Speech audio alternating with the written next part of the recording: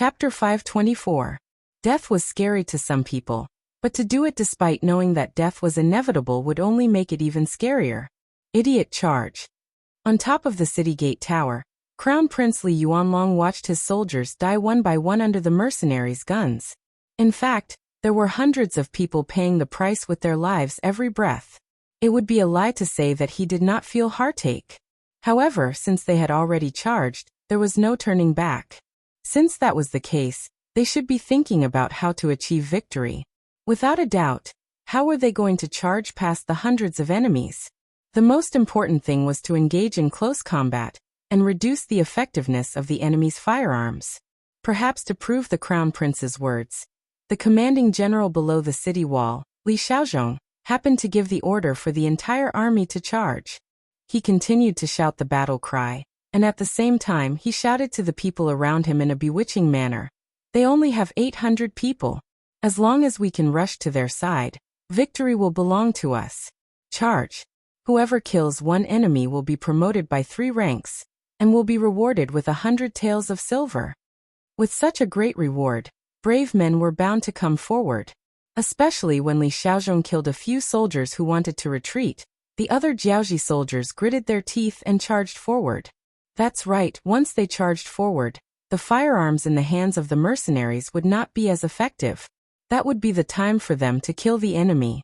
Retreat. Seeing that the enemy had finally come to their senses and knew how to charge, the 2 commanding generals of the Jiaoji battalion immediately ordered. At the same time, the soldiers of the 5th and 6th battalions gave the order to retreat. At the same time, the guns in their hands continued to spit out flames and bullets. Jiaoji soldiers kept falling in the path of the charge.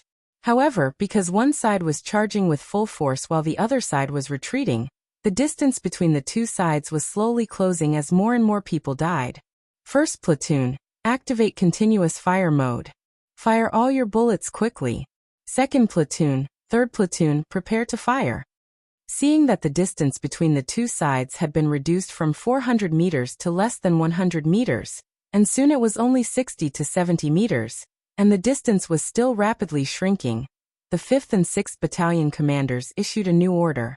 It would be a lie to say that they were not afraid when facing the charge of tens of thousands of people, with only 800 people. After all, the momentum of so many people rushing over was very frightening. Fortunately, their usual training was effective. Yang Chendong had long anticipated that they would often be outnumbered, so when he trained them, he placed special emphasis on courage. The lone hero had become the role model and goal in the hearts of all the warriors.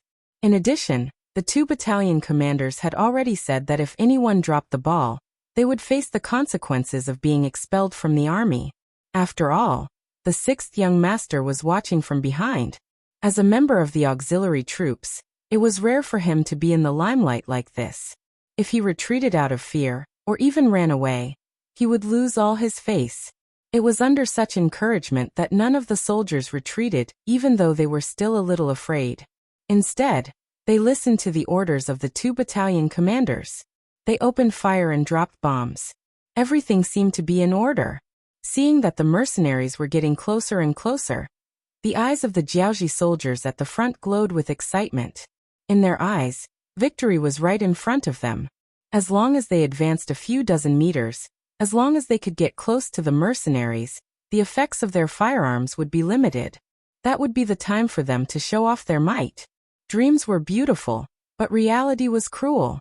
Just as these Jiaoji soldiers were trying their best to run forward, and seemed to have seen the light at the end of the tunnel, hundreds of objects suddenly flew over their heads. Those objects seemed to have grown eyes as they landed in the midst of the charging Jiaoji soldiers. In the next moment, a series of deafening explosions were heard. Correspondingly, Jiaoji soldiers were blown away by the explosions. Grenades could be considered as small cannons for close combat. Once they landed in a crowd, the impact was so great that everything within a 3-meter radius would be flattened. The pitiful Jiaoji soldiers at the front were instantly devoured by the power of the gunpowder. Tot-tot. The Type 81 rifles of the 2 auxiliary platoons were in continuous firing mode. In that instant, bullets rained down on the Jiaoji soldiers. Some of the Jiaoji soldiers who were lucky enough not to be hit by the grenades became live targets. One by one, they were hit by the bullets and fell to the ground. Grenades, throw them! With each squad as a unit, the sounds of explosions were incessant. While corpses were sent flying, deep craters of varying sizes were blasted into the ground. Run! No one knew which Jiaoji soldier was the first to shout, but the Jiaoji army that was charging forward with an aggressive momentum finally began to retreat. Especially when some of the soldiers realized that the explosive objects that were thrown on the ground had a limited range, they began to run even faster. The initial wave of ferocious attacks was thus suppressed. Chase and fire at the same time. Seeing an opportunity, the 5th and 6th Battalion commanders put away their grenades and raised their guns to give chase. The Jiaoji soldiers behind them who were too slow to escape fell to the ground one by one. In the middle of the mercenary army, Yang Chendong observed all of this with his binoculars. A look of relief appeared on his face. Just a moment ago, he had already planned to send the other auxiliary battalions, and even the main battalion of the Cold Front. After all, if the Jiaoji soldiers had really reached them, the consequences would have been unimaginable. Such a loss was not something he wanted to see. Fortunately, the 2 auxiliary battalions did not disappoint him. They withstood the initial pressure and won the final victory. Of course, facing such an attack, Yang Chendong actually had a better idea. For example, he could casually take out a few powerful cannons from the warehouse. When the cannons were fired, the enemy's attack would be instantly neutralized. However, he did not do so in the end. He was not worried about how to explain the sudden appearance of the cannons. After all, the Cold Front soldiers had already treated him as a god. He did not need to explain anything to anyone. What he was worried about was that if he used the cannons this time, what about the next time? When he was not on the battlefield, what would happen if the mercenaries wanted to attack the city or even destroy the country? It was impossible to have the help of the cannons every time. Without chariots, not to mention the difficulty of transporting such a thing, if such a treasure fell into the hands of the enemy, the consequences would be fatal. Of course, it was necessary to use the cannons appropriately. After all, the Cold Front would need to be equipped with a certain number of cannons in the future. However, even if they were to be used, they would have to be used on the blade. On the battlefield, as the mercenaries retreated, the 2 auxiliary battalions began to counterattack. Although their footsteps were not very fast, because the enemy was still within shooting range of the 81 caliber guns, every time they fired, there would still be enemies who would fall to the ground. Open the city gates and let them in. On the tower of Shiyu City, seeing the defeated Jiaoji soldiers being slaughtered right under his nose, the King of Lily's face was already pale. He suddenly realized that he seemed to be really old. He actually began to feel fear from the bottom of his heart. This was something that had never happened to him when he was young. Even when he was facing the powerful Ming dynasty, he still dared to make his own voice and arm wrestle. But now, in the face of the seemingly invincible mercenaries who were able to repel his 30,000-strong army with less than 1,000 people, he really didn't know what to do or what to do at this moment. On the tower, the Jiaoji archers began to continuously fire arrows. Although they were far from being able to hit the mercenaries who were still 400 meters away, they at least had to show that they had the ability to counterattack. The East City Gate was already wide open, allowing General Li Xiaozhong and his defeated soldiers to successfully enter the city. Although they were defeated, they were still Jiaoji soldiers after all. Needless to say, who would not be defeated when facing such an opponent. After the soldiers surged into the city gate, they did not even have time to care about the wounded soldier who was shot but did not die. The city gate was quickly closed. They were afraid that the mercenaries would take the opportunity to directly attack the city. However, in reality, the 2 auxiliary battalions had already retreated. In this battle, they had killed at least a few thousand people and successfully completed their mission.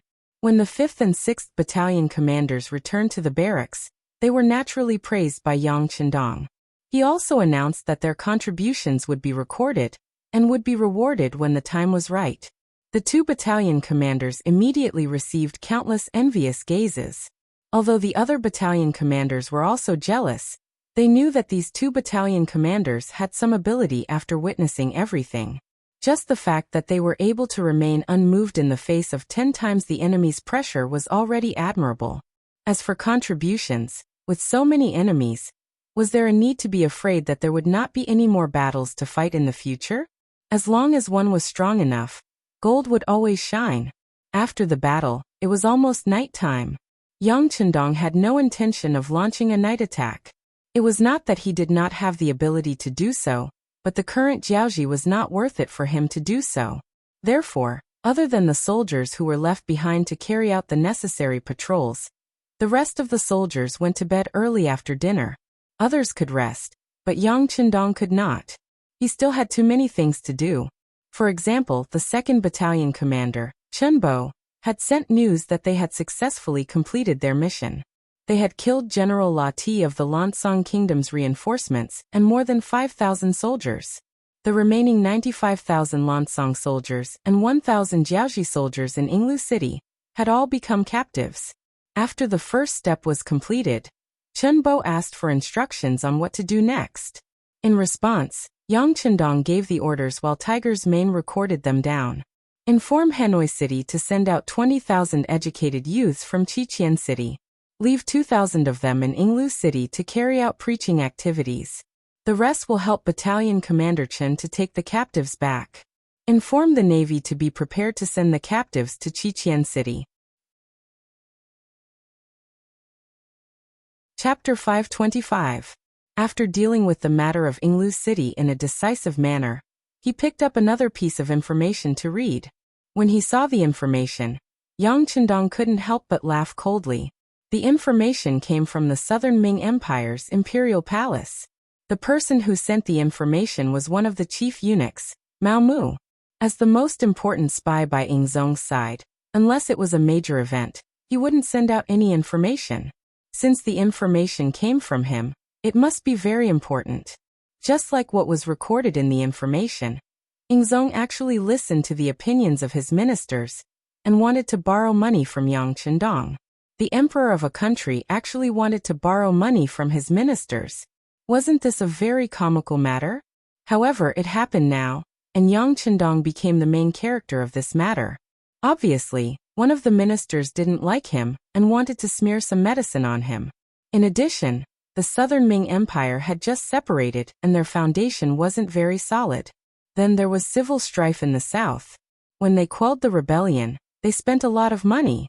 Now that they didn't have to pay taxes from Guangdong, Guangxi, and Yunnan, their lives were even more difficult. At this time, they had to recruit 1 million more soldiers. The amount of money they needed to spend was uncountable. The treasury was running out of money. Someone suggested that they could borrow money from Yang Chendong. After all, this person had set up a bank in Baiming. It was said that his savings had reached more than 40 million taels. It shouldn't be a problem to borrow 20 to 30 million taels. Zhu Qizhen, who was lacking money, felt that this seemed to be a feasible path after hearing the suggestions of his ministers. He decided to let the eunuch in charge of announcing the edict tell Yang Chendong to stop sending troops to Jiaoji. Then he would ask him to lend money to the Southern Ming Empire to tide over the current crisis. Mao Mu said this in the information. After being sent by the Security Bureau, the information was first placed in front of Yang Chendong. Seeing that this was simply wishful thinking, Hu Meng wanted to throw the report away the moment he saw it. However, considering that this matter was not known to the young master, once the imperial eunuch from the Southern Ming Empire arrived, wouldn't he be unprepared? Thus, in the end, this piece of information still appeared in front of Yang Chendong. Now that he saw Yang Chendong laughing while holding the information, Tiger's Mane suggested, "Young master, I think Zhu Qizhen's head must have been kicked by a donkey. This is just wishful thinking. We don't have to pay attention to it." Yang Chendong also said that his head had been kicked by a donkey. He used it to describe those ignorant people who made ignorant decisions. When the mercenary officers heard it, they felt that the description was very appropriate, so they often used it. Hearing Tiger's Mane's suggestion, Yang Chendong tilted his head and looked at him. "Do you also think that Zhu Qizhen's head is rusty?" Seeing that Yang Chendong didn't seem to think so, Tiger's Mane said with a puzzled expression, Young master, isn't that the case? Even an idiot can see that he wants to strengthen the southern Ming Empire. With our development, it is only a matter of time before we become enemies. If we help them now, isn't it the same as creating a powerful enemy for ourselves? It was no wonder that Tiger's Mane said this. Originally, when Yang Chendong was building an army in Qiqian City, they didn't understand the young master's intentions. After all, the great Ming Empire was too powerful in their eyes. They were so powerful that they couldn't be shaken. They didn't even dare to think about it. However, after wiping out the Huang bandit army and conquering several cities in Jiaoji, they changed their minds. With such a powerful army and heaven-defying firearms, why couldn't they set their sights on something bigger? Didn't the ancients say that it was better to be a king than a general? Since that was the case, why couldn't they dream about becoming an emperor? Moreover, the Great Ming dynasty was originally snatched from the Yuan dynasty, so it seemed reasonable for someone else to snatch it away from them. It had to be said that Tiger's Mane wasn't the only one who had such thoughts. Many of the high-ranking officers in the mercenary army also had such thoughts. It could be said that this had already formed a certain scale. This way, if Yang Chendong wanted to attack the Great Ming Empire one day, there wouldn't be any resistance. However, in Yang Chendong's eyes, this wasn't the case. At the very least, he knew that the so-called one day was still far away from him. As for the reason, of course it was because of the population. Before solving this problem, Yang Chendong really didn't want to fall out with the Great Ming Empire. Otherwise, who knew how much effort and time it would take to solve these problems? Towards the Great Ming Empire, Yang Chendong naturally couldn't be like how he was towards Jiaoji, where he could destroy a country and kill people at will. If he didn't use such extreme methods, it would take too much effort and time to solve the Great Ming Empire's problem. With the idea of easy first and difficult later, Yang Chendong decided to put the Great Ming Empire's problem aside for now. As long as he was strong enough, he believed that one day, he would be able to subdue the enemy without fighting. Since that was the case, he couldn't fall out with them. In other words, he really had to borrow money. Of course, lending money to the Great Ming Empire wasn't all bad. For example, he could use this opportunity to raise some conditions. What did the Great Ming Empire have the most? Naturally, it was the Han population. If he could use this to make a deal, Zhu Qizhen would definitely agree. If a large number of people could be used in an open and above-board manner, it would play a very positive role in accelerating the development of Crimson Castle, the entire Ryukyu Island, and even the entire Yang family's development. That was not something that could be achieved with just a few silver taels. In other words, the thing that Yang Chendong didn't lack the most right now was money. Putting aside the fact that the goods in the Outer Heavens Trading Company had always been in short supply, especially after the cooperation with the Walla, many things had begun to be exported to Europe, and had become items that the rich people there fought to buy. Just based on this, silver was continuously sent to the Yang clan. Moreover, as the Yang clan's navy continued to grow stronger, the amount of transactions at sea was also increasing. In the warehouse in Crimson City, silver had long been piled up like a mountain. There was so much that he didn't even know how to spend it. If there was a chance in the future, Yang Chendong would consider using his own banknotes. After all, using silver as currency was somewhat wasteful. Just the silver itself would be consumed. Even with the assistance of the Yang clan's bank, the Yang clan's bank didn't exist everywhere. Banknotes weren't good for real circulation, but it would be much better if he could use banknotes instead. Of course, this was just an idea. There was still a lot of preparation work to be done. If it was done, the silver would be so much that he wouldn't be able to spend it all. He could lend it to the Great Ming Empire in exchange for a sufficient number of people. No matter how he looked at it, it was worth it. After having a rough idea in his mind, Yang Chendong put this matter aside. Since the person who was talking about this matter was the eunuch who came to announce the edict, it would take a long time for them to reach him. For now, it was more important to solve the problem of Jiaoji. Speaking of the problem of Jiaoji, Beta Persei, who was guarding outside the door, strode into the tent. When he saw Yang Chendong, he cupped his fists and said, "Young master, someone from Jiaoji is here. He says that he must see you." Let him in. Yang Chendong's face was calm. This was within his expectations. After all, it was reasonable for them to send someone to negotiate when the enemy was about to arrive at the city gates.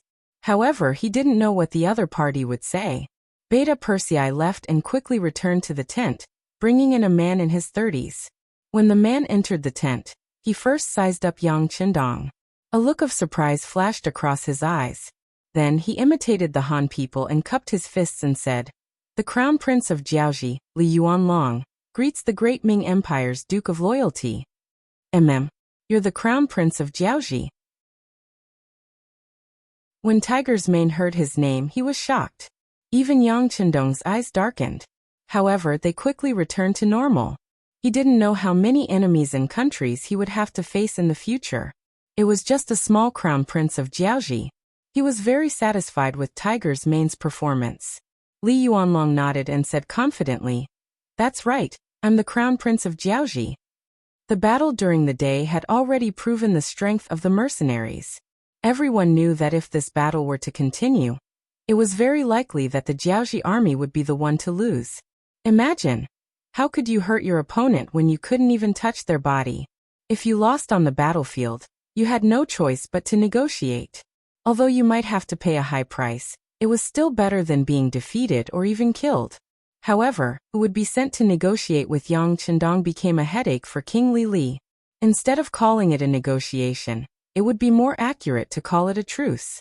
Naturally, the ministers were unwilling to do such a task.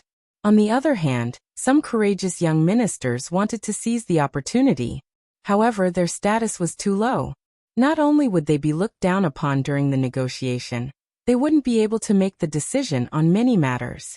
In the end, after much consideration, King Li's gaze fell on his son. Whether it was in terms of status or charisma, this son of the Crown Prince was the best choice. In fact, Li Yuanlong didn't disappoint his father. When he saw his father looking at him, he took the initiative to stand up and take on the responsibility. That was why he appeared in the mercenaries' tent. "You're quite brave." Tiger's Mane was still in shock. Of course, this was said by Yang Qindong. This couldn't be blamed on Tiger's Mane. In the past, he was just a study companion of the 6th young master. To put it bluntly, he was just a servant of the Yang family. With such a status, it was inevitable that he would feel uneasy when meeting the Crown Prince of a country. On the other hand, Yang Qindong had interacted with the northern and southern emperors of the Great Ming Dynasty. Naturally, his horizons were broader. Although he was a little flustered by Tiger's Mane's appearance, he quickly calmed down.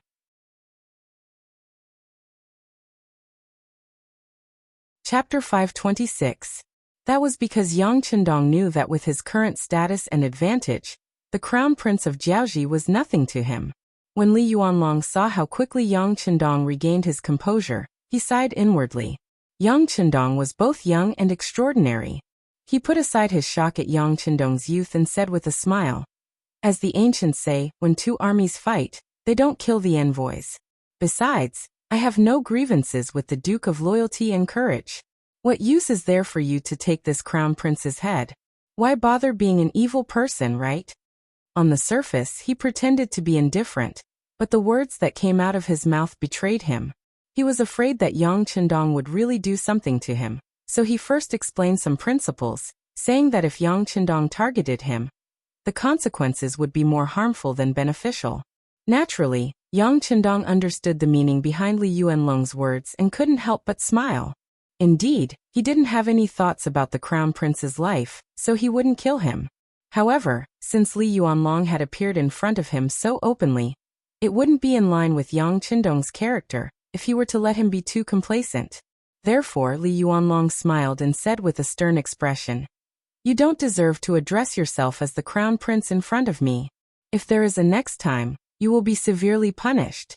When Li Yuanlong saw the smile on Yang Qindong's face, he thought that his words had struck a chord with Yang Qindong. Who would have thought that Li Yuanlong would suddenly fall out with him? Li Yuanlong then realized that he was indeed a little too comfortable just now. He immediately cupped his fists and said, "Yes, I am too used to addressing myself as the Crown Prince. It is my fault." With one sentence, Li Yuanlong, who had lowered his head, had already expressed his attitude and position. That was, he was really afraid of death and Yang Qindong's anger. Li Yuanlong was so cooperative and put his identity so low, which made Yang Chendong have a new level of respect for him. If this person was incomparably arrogant, even if he didn't kill him, he would humiliate him properly, or even scare him a little to make him lose face. But since the other party was so low-key, he couldn't be too forceful.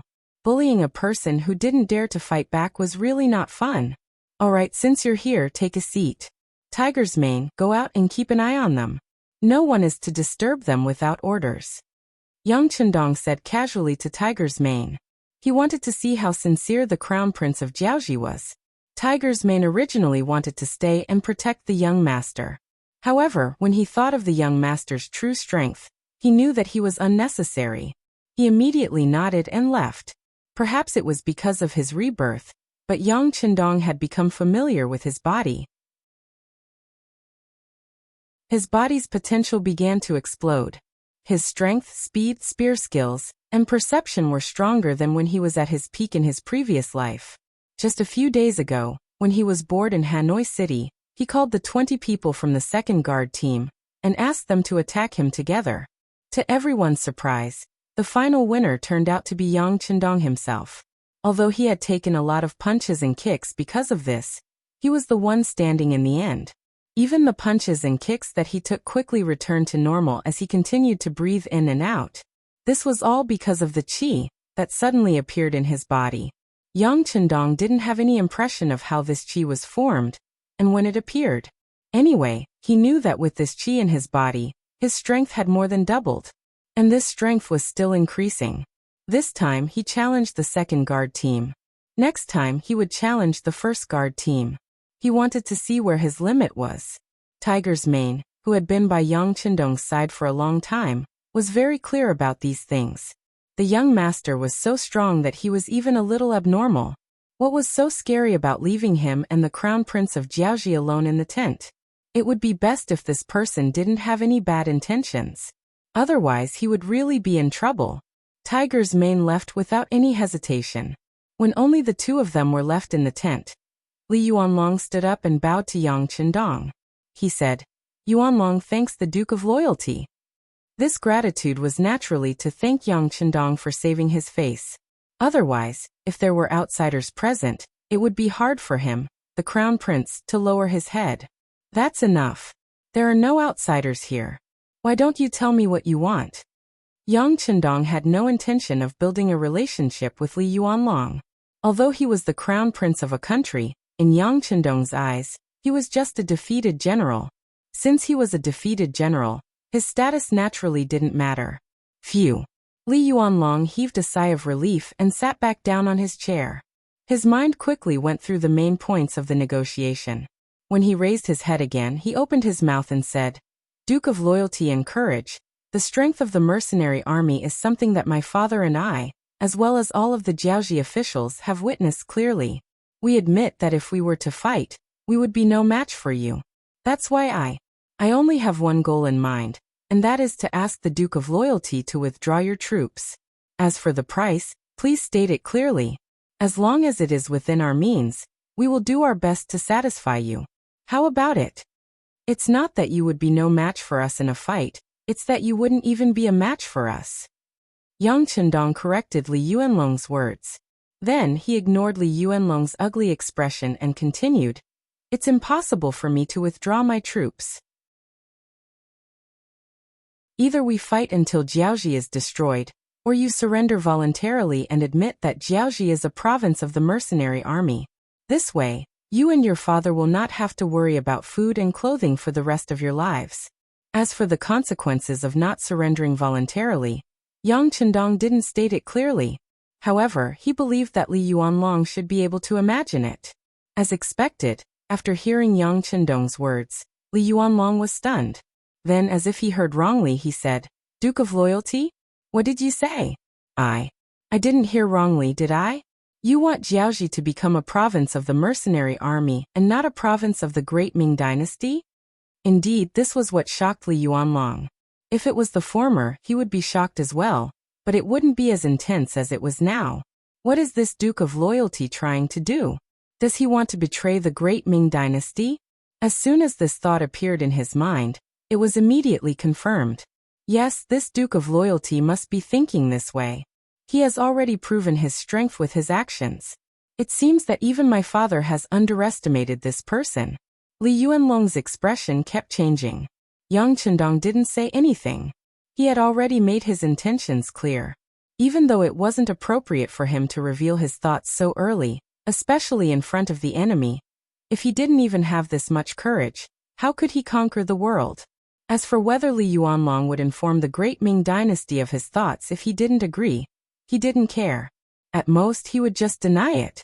Without any evidence, who could say anything? Furthermore, whether it was the Southern Ming dynasty or Beiming, they probably didn't want to fall out with him. Otherwise, everyone knew what kind of price they would have to pay. Li Yuanlong was truly shocked. He knew that Yang Chendong was a powerful person. Furthermore, he was so young, so it was inevitable that he would be hot-blooded and radical in his actions. However, he didn't expect his goal to be so big. He actually wanted to take over the entire Jiaoji. Wasn't he afraid of indigestion? There were too many questions in his mind, but Li Yuanlong didn't voice them out. This was because he couldn't possibly agree to the other party's request. He was here to negotiate, not to surrender on behalf of the entire Jiaoji. If Yang Chendong was willing to retreat, even if the request was a little too much, he would find a way to satisfy it. However, he couldn't make the decision to surrender without fighting. His status didn't allow him to make such a decision.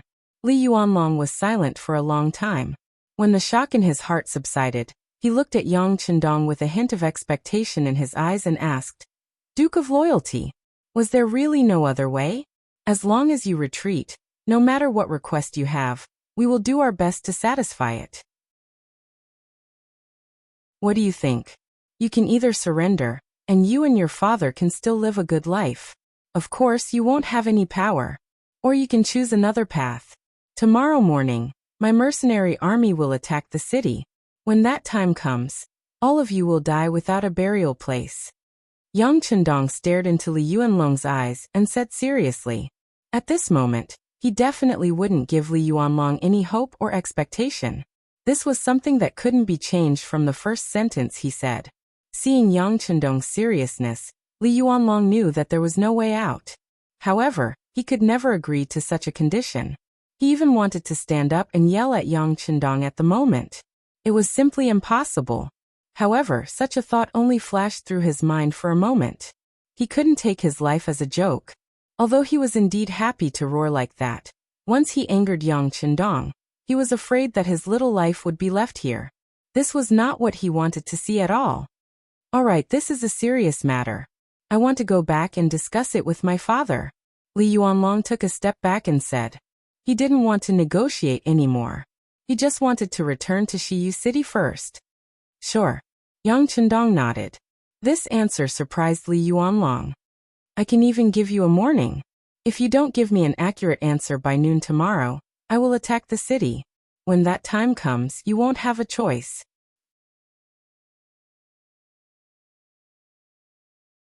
Chapter 527. He originally thought that Yang Chendong would not let him go so easily. Who would have thought that he would allow him to leave just like that? Was this confidence? Or arrogance? But no matter what, it was best to escape from this place. Li Yuanlong immediately stood up and nodded. "Rest assured, Duke of Loyalty, I know what to do." Li Yuanlong finally left. Until he left, Yang Chendong did not even stand up from his chair once. He only called for Tiger's Mane outside the tent, and asked him to send the Crown Prince of Jiaoji away. If he did not do so, Li Yuanlong would not be able to safely return to the city. Tiger's Mane quickly returned. "Young master, I have sent him away." Returning to report was not the main reason. His main purpose was to ask about the negotiations, and what the mercenaries were going to do next.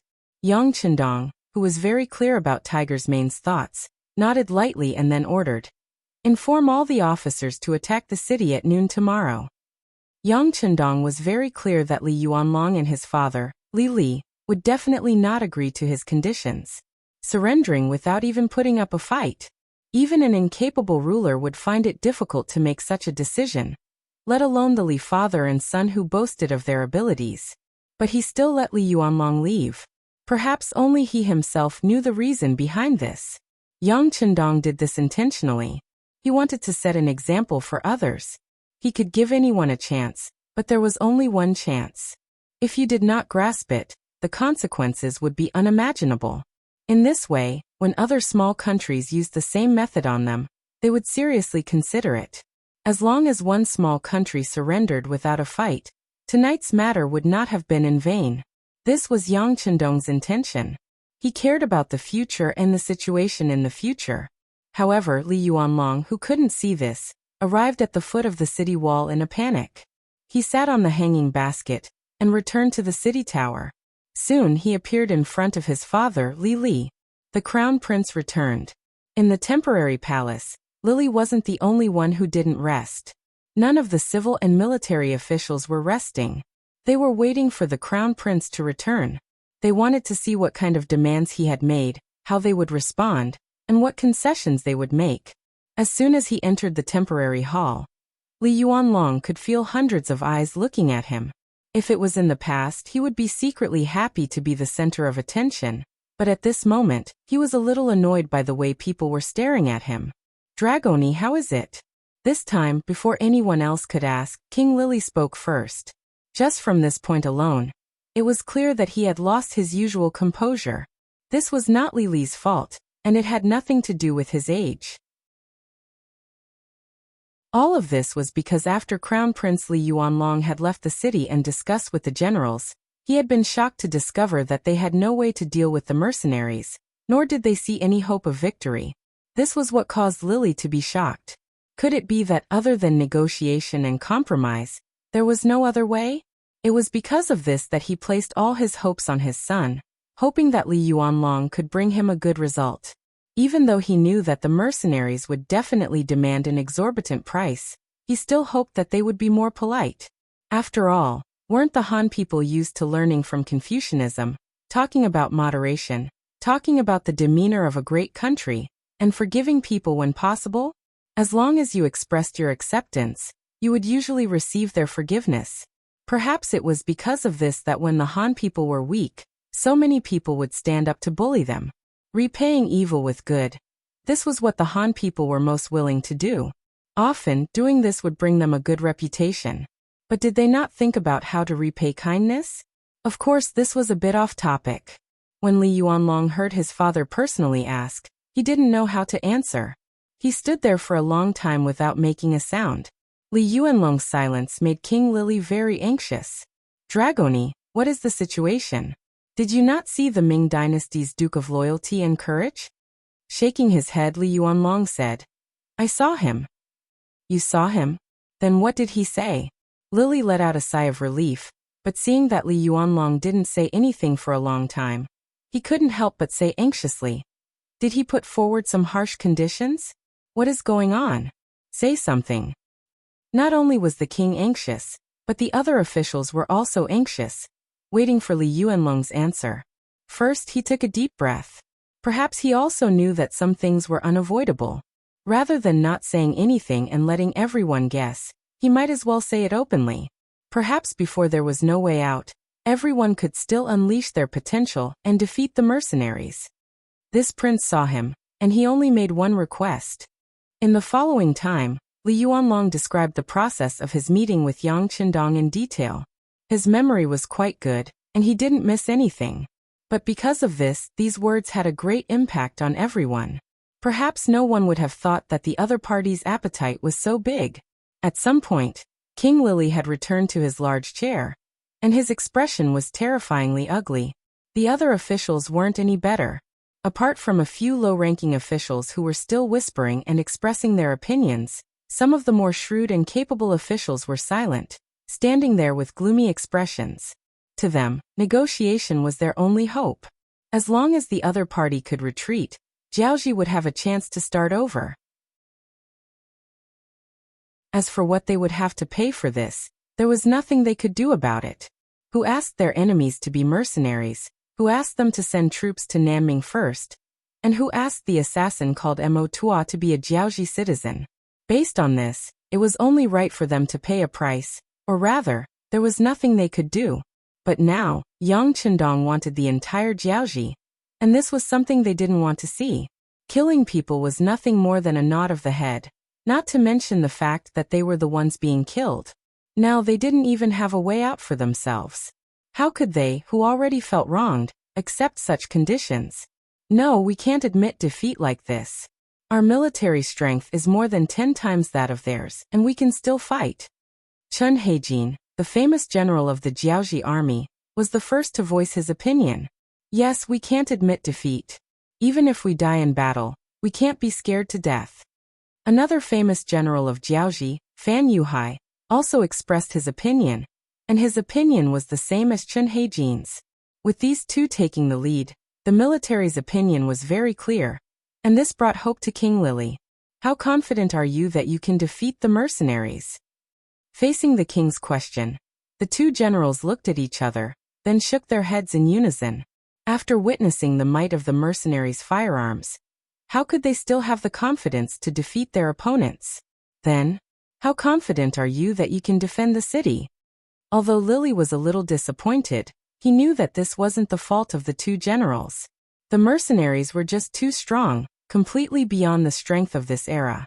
It was like when the Qing dynasty fought against the Eight-Nation Alliance.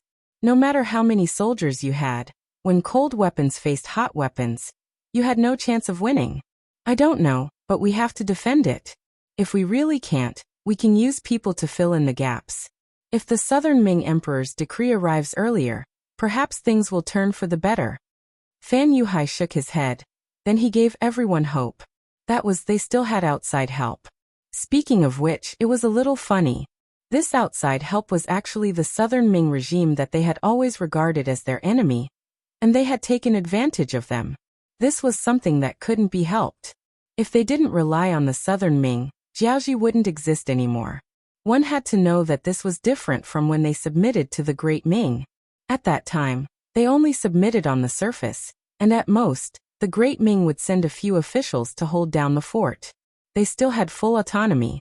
If the time was right, it would be easy for them to revolt. However, if they surrendered to the mercenaries, their future would be uncertain. Perhaps Jiaoji would never have the chance to rise again. Fan Yuhai placed his hopes on the Southern Ming, and King Lili also had some hope. However, after thinking about it, it seemed that this was the only way. He could only helplessly say, "All right, since that's the case, then prepare for war. Prepare the trebuchets in the city. Even if we can't hit them, we can at least use them as a deterrent. Also, when we fight, we must set up a powerful supervision team. Today's scene of the defeated army retreating must not happen again." Before the Crown Prince came back, when everyone talked about today's battle, they more or less felt that it was a pity. In their opinion, if the soldiers didn't fear death and continued to charge forward, they might be able to reach the mercenaries. If that was the case, they might be able to see the hope of victory. The king had made a decision, and that was to fight. Then they would stall for time until the Southern Ming Emperor stopped the mercenaries.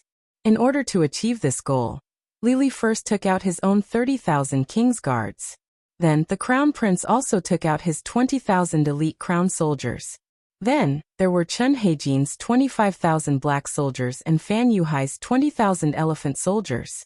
Together, there were 100,000 elite soldiers. In addition, there were 100,000 regular soldiers. If they had to stall, they should be able to resist for a while.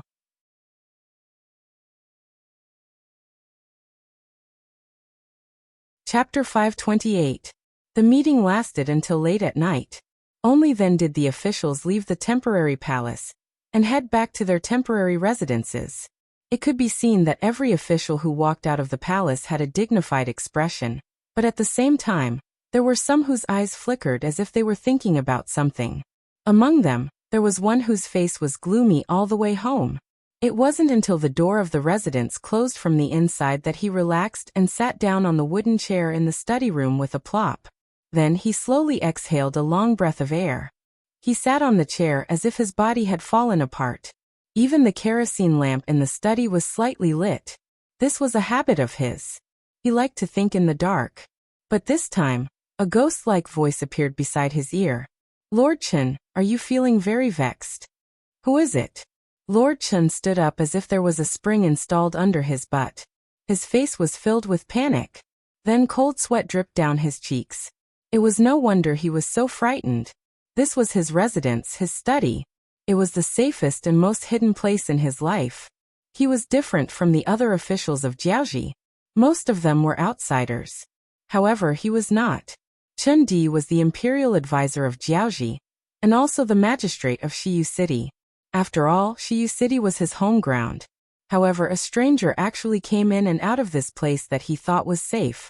His eyes were already used to the darkness. He saw a black shadow appear in front of him. There was no candlelight. This made the black shadow look even more sinister and mysterious. It was this feeling that made Lord Chun have goosebumps all over his body. It wasn't hard for him to imagine that if that person didn't want to talk to him, but wanted to make things difficult for him, or even kill him, then wouldn't he have already become a corpse that was gradually turning cold? Chun Di was so nervous. He looked like a hedgehog with spikes all over his body. It seemed like he would explode at any moment. The black shadow saw all of this. He chuckled. Lord Chun, there's no need to make a fuss. I'm standing here talking to you in a friendly manner. I don't want to do anything to you. Isn't this already expressing my sincerity? Sincerity, my A**s. At this moment, Chun Di really wanted to curse in his heart. But in the end he did not say it out loud. Just think about it. Since the other party is standing there, doesn't that mean that they have already thought about all kinds of reactions I will have? And if I were to scream now, what kind of consequences would it bring? Chun Di, who would never put himself in danger, forced himself to calm down. In order to ease his nervousness and the fear in his heart, he purposely used words to calm the other party down. Who are you? Why would he appear here? Could it be that you're not afraid that if I casually shout, the guards in the mansion will kill you? No. Although he kept denying it, he was not nervous at all. The black shadow said, Lord Chun is a smart man. Since he is smart, he will not seek death for no reason. Am I right? Hiss. Chun Di sucked in a breath of cold air and sighed in his heart. Sure enough, the other party already has the idea of killing me. Otherwise, he wouldn't make such a threat. If he wasn't prepared, he wouldn't be so relaxed.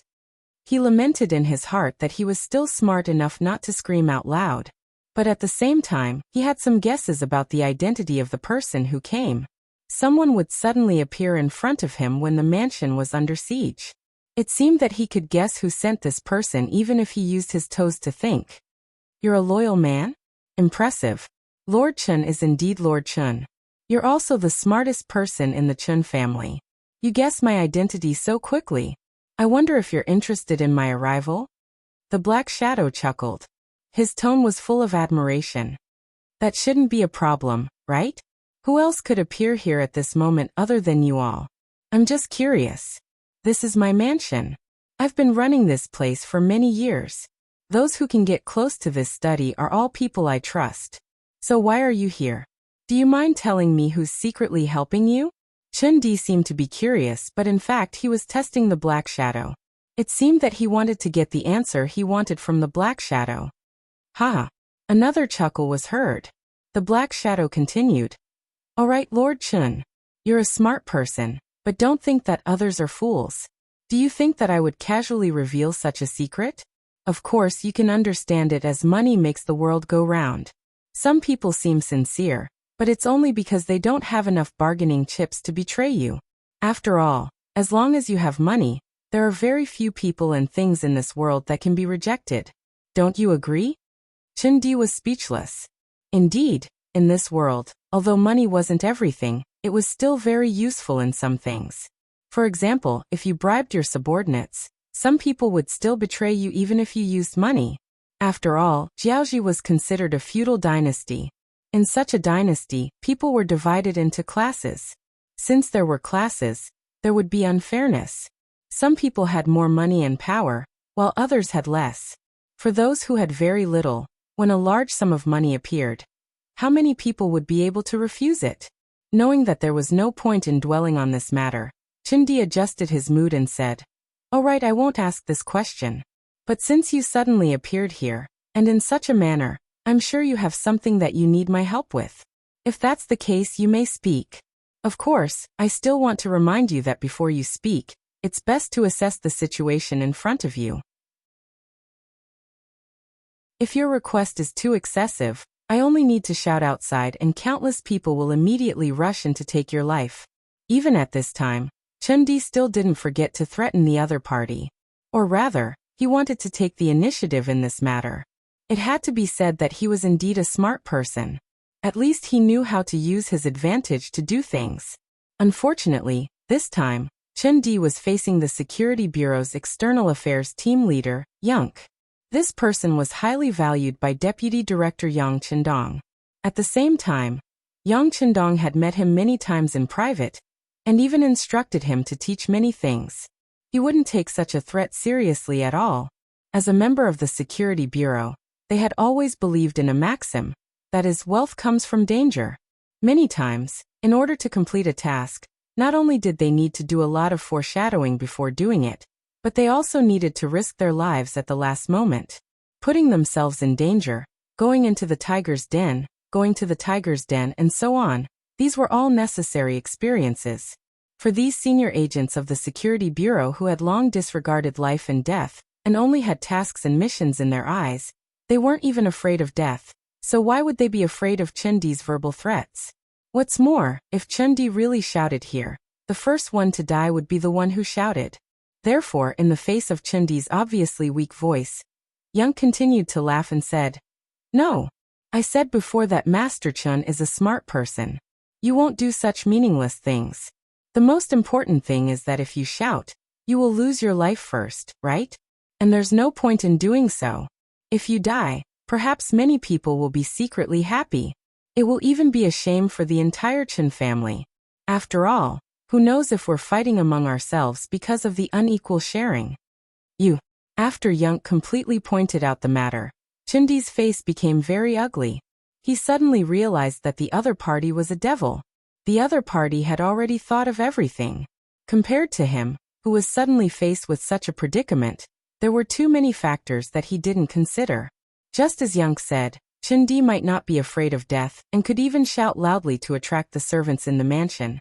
But in this way, not only would he die, but he might also die in a very stupid way. If others really thought that he was colluding with a foreign country and died because of the unequal sharing, wouldn't it cause trouble for the entire Chun family?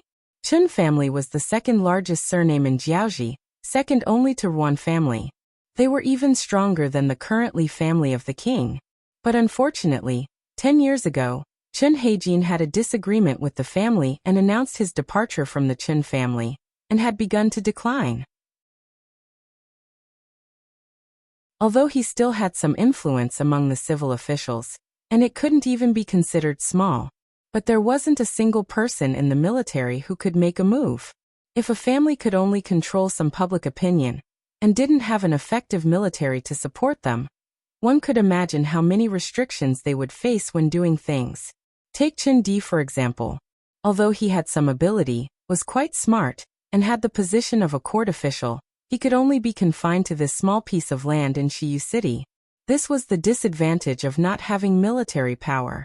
Without anyone to support him, his words carried less and less weight.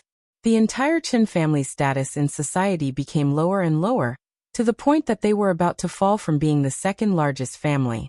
When that time came, there would be many people who would be willing to step on them. At that time, it would be the greatest test for the entire Chun family. Fortunately, a war suddenly broke out, and then the mercenaries came. After that, some of the actions against the Chun family disappeared.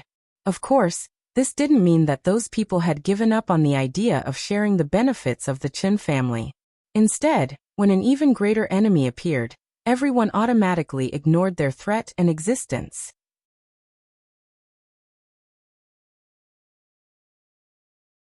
Chapter 529.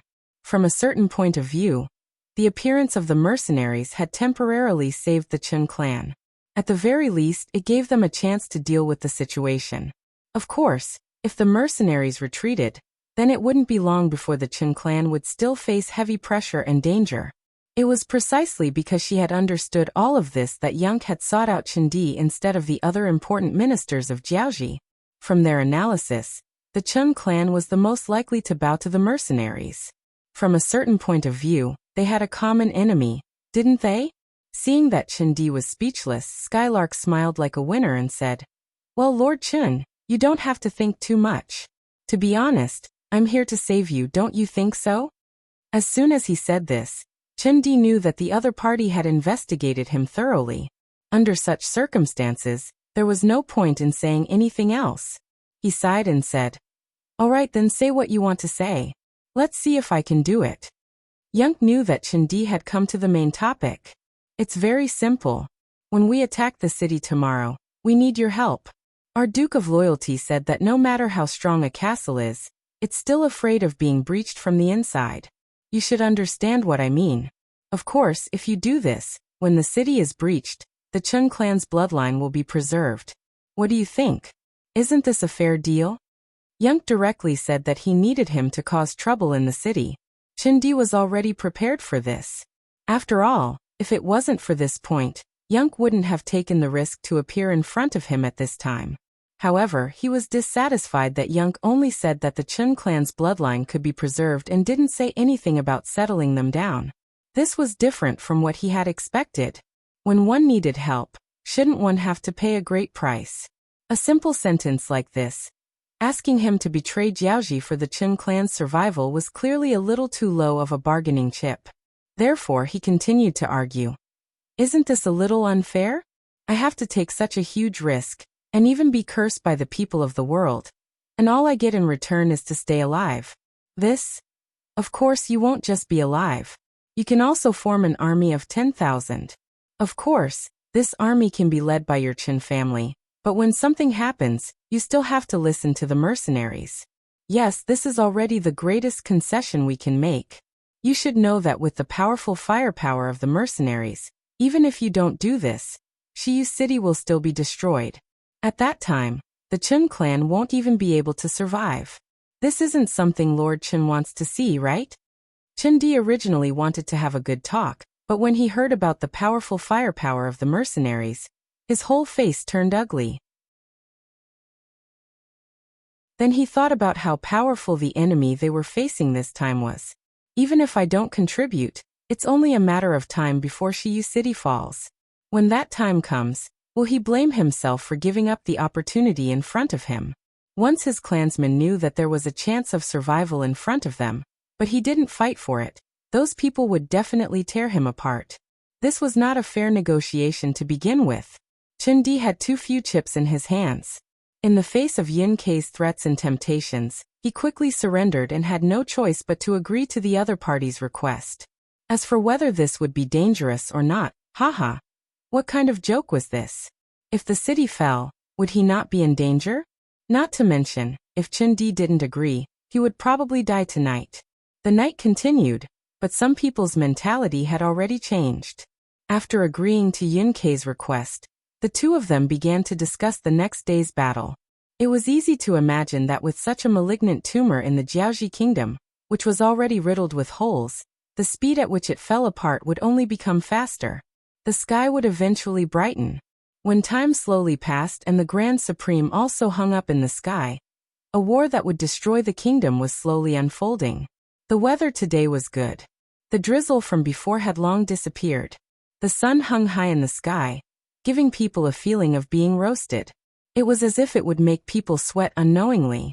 Of course, whether the sweat was really because of the hot weather or because of fear and nervousness depended on one's perspective.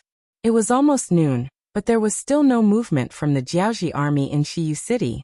This seemed to indicate their attitude. Yang Chendong, who was already mentally prepared, first ordered the army to start cooking.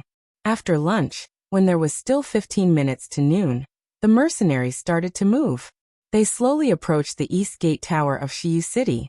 About 3 li outside the east gate of Shiyu City, a huge dying temple made up of about 5,000 heads was standing there.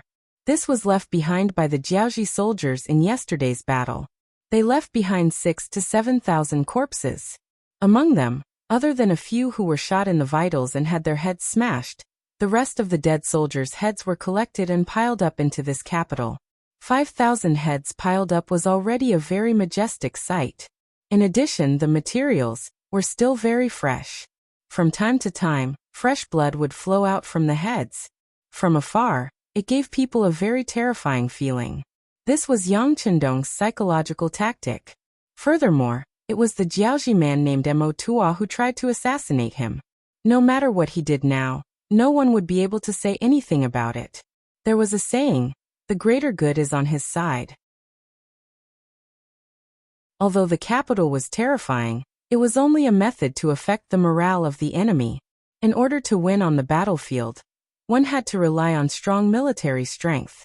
In this aspect, the mercenaries were naturally strong. Just like now, at the front of the troops outside the city was naturally the main force of the Lung Feng's 3rd Battalion. There were 4 battalions of 400 Lung Feng soldiers wielding the 95 style. To his left and right were 7 auxiliary battalions. 2,800 soldiers in camouflage uniforms without any military ranks held Type 81 rifles in their hands. They were like lions trying to catch a rabbit, ready to pounce at any moment. Behind the auxiliary battalions were 18,000 Jiaoji mercenaries.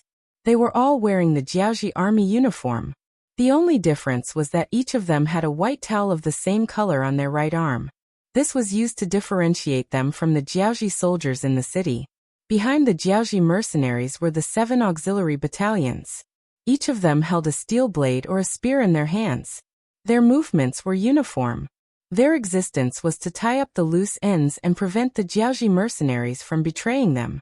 Although anyone with a discerning eye could see that Jiaoji was on the losing side, anything could happen before a conclusion was reached. One shouldn't have the intention to harm others, but one should always be wary of others.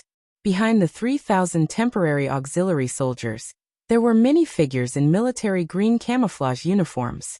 There weren't many of them, only 100 or so. However, those who were familiar with the mercenaries knew that this was the core of the troop. In fact, this was also where Yang Chendong was at. Beside him, there was a platoon of Lung Feng soldiers, Wolf Fong Special Forces, Ghost Sniper Team, and the 1st and 2nd Guard squads. The battle was about to begin, but Yang Chendong didn't look at the situation in front of him. Instead, he squatted down and stroked a few pieces of military green metal equipment, as if he was caressing a beautiful woman. If there were soldiers from later generations who could see this scene, they would definitely shout out, "This is a mortar." That's right, it was a mortar. Yang Chendong thought for a long time last night. In the end, he rejected the idea of taking out the huge cannons from the warehouse. However, he didn't do nothing.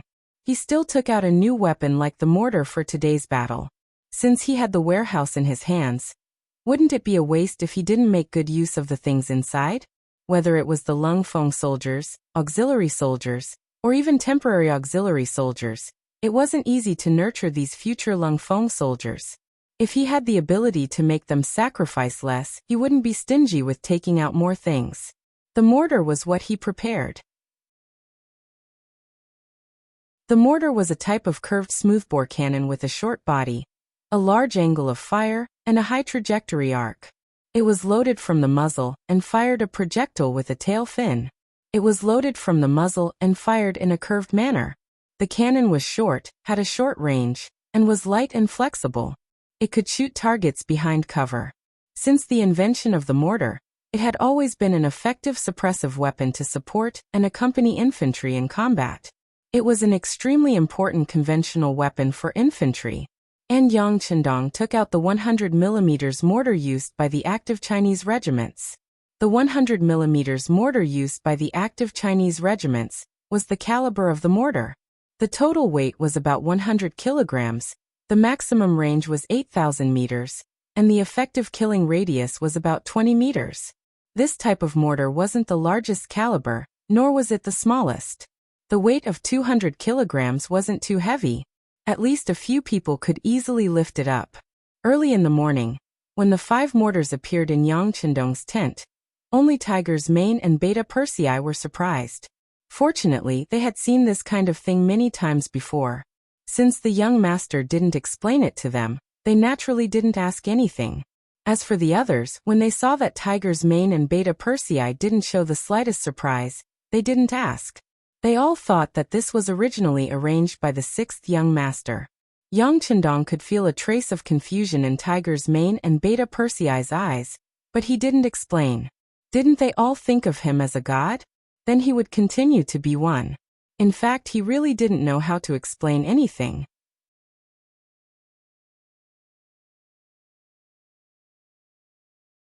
Chapter 530. It was getting closer and closer to noon. The east gate of the west side of the city was tightly shut. It was as though they would not budge no matter what happened.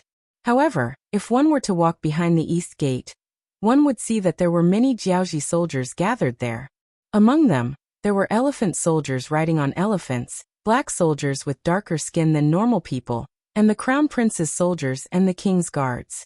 A total of 100,000 people were gathered outside the east gate. Due to the large number of people, the line was already 10 miles from the city center. This was the Jiaoji army's tactic. Once the battle started, they would use the human wave tactic to charge out. As long as they could reach the mercenaries, they would see the hope of victory. As for the 150,000 Jiaoji soldiers, 50,000 were left in the city to protect the trebuchets and maintain order in the city.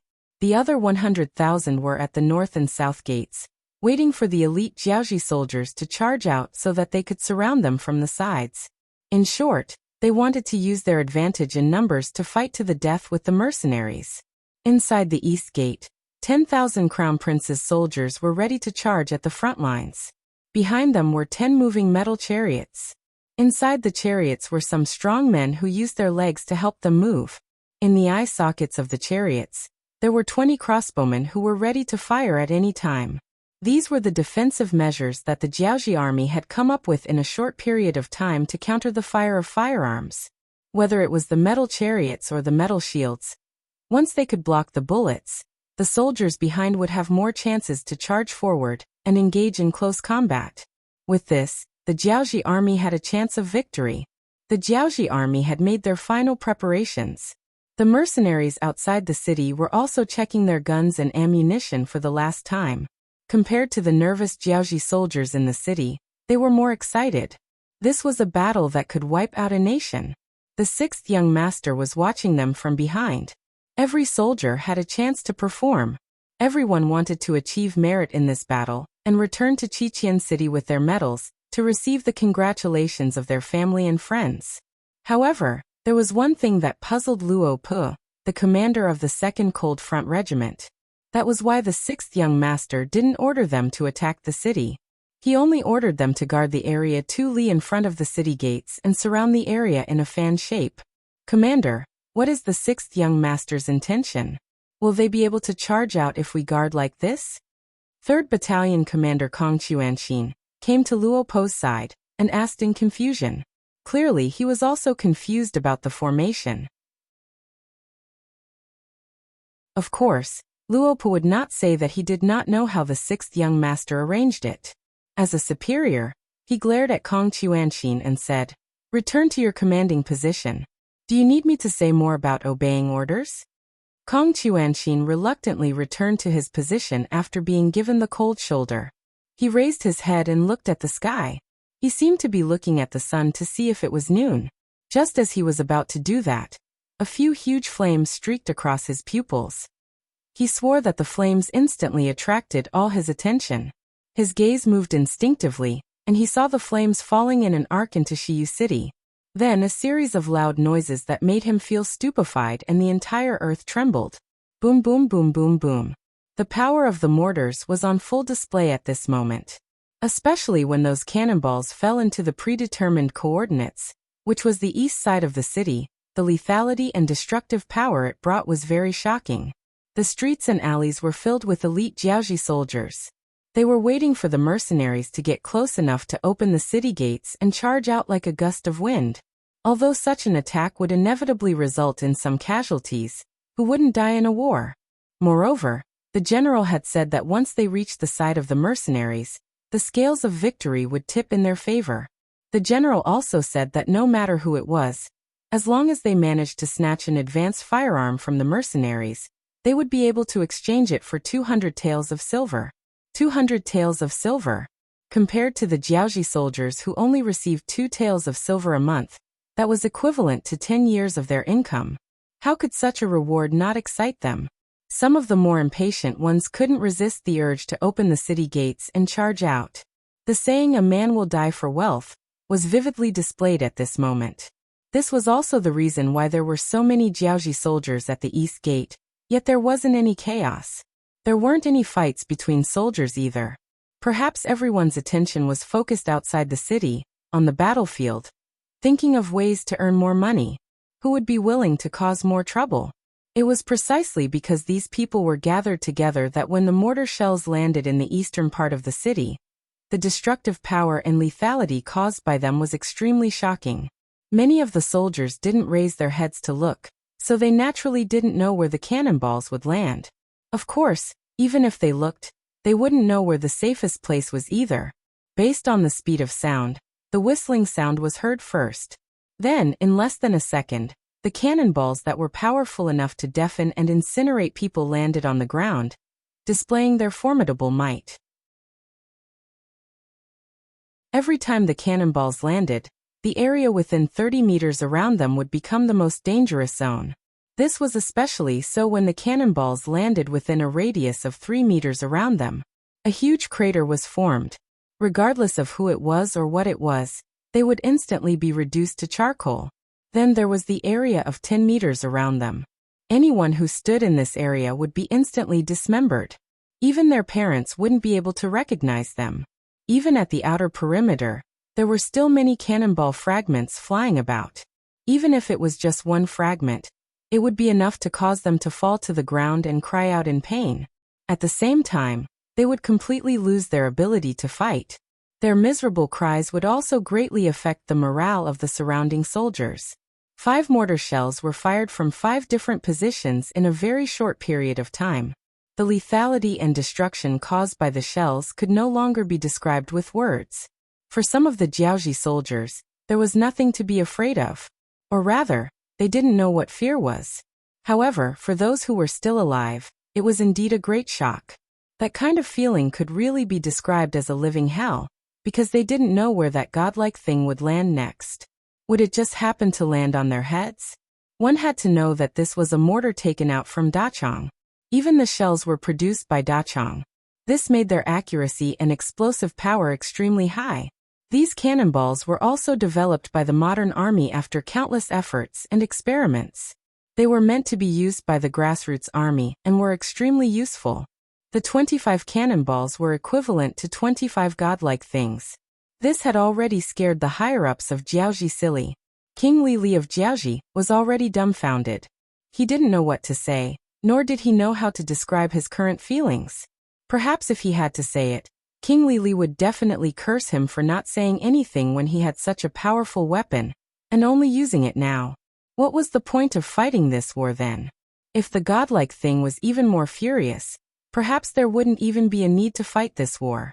Shiyu City would be bombed into ruins, and all of them would become fertilizer, and be buried in this land forever. Father, what should we do? The Crown Prince Li Yuanlong was also enraged by the God of Heaven and lost his temper. He looked at his father with eyes filled with endless fear and terror. Open the city gates and rush out. No matter what, we can't admit defeat like this. Also, think of a way to leave behind some of our elites.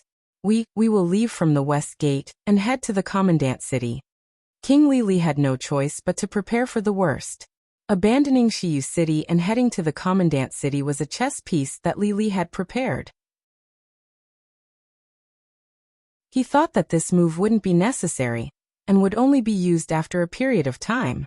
However, it seemed like he had no choice but to use it in advance. Yes. Crown Prince Li Yuanlong calmed down a little after hearing his father's words, and went to pass down the order. Outside Shiyu City, the mercenaries were also shocked by the power of the mortar. In fact, it wasn't the first time some of them had seen the power of a cannon. In fact, the power of a cannon was far greater than the power of a mortar. However, because they hadn't received any news previously, they were shocked by this sudden change. Look, the city gates are open. The Jiaoji soldiers are about to rush out. It was unknown which Lung Feng suddenly shouted, drawing everyone's attention to him. As the commander of the 2nd Regiment, Luo Po's ears were still buzzing. No matter what, the fact that he was able to take on the role of a regiment commander was enough to prove his high mental fortitude. Therefore, when he saw that the city gate was open from the inside, he began to shout loudly. At the same time, he also gave an order. Everyone get ready. Our chance to shine is here. Check your guns and prepare grenades.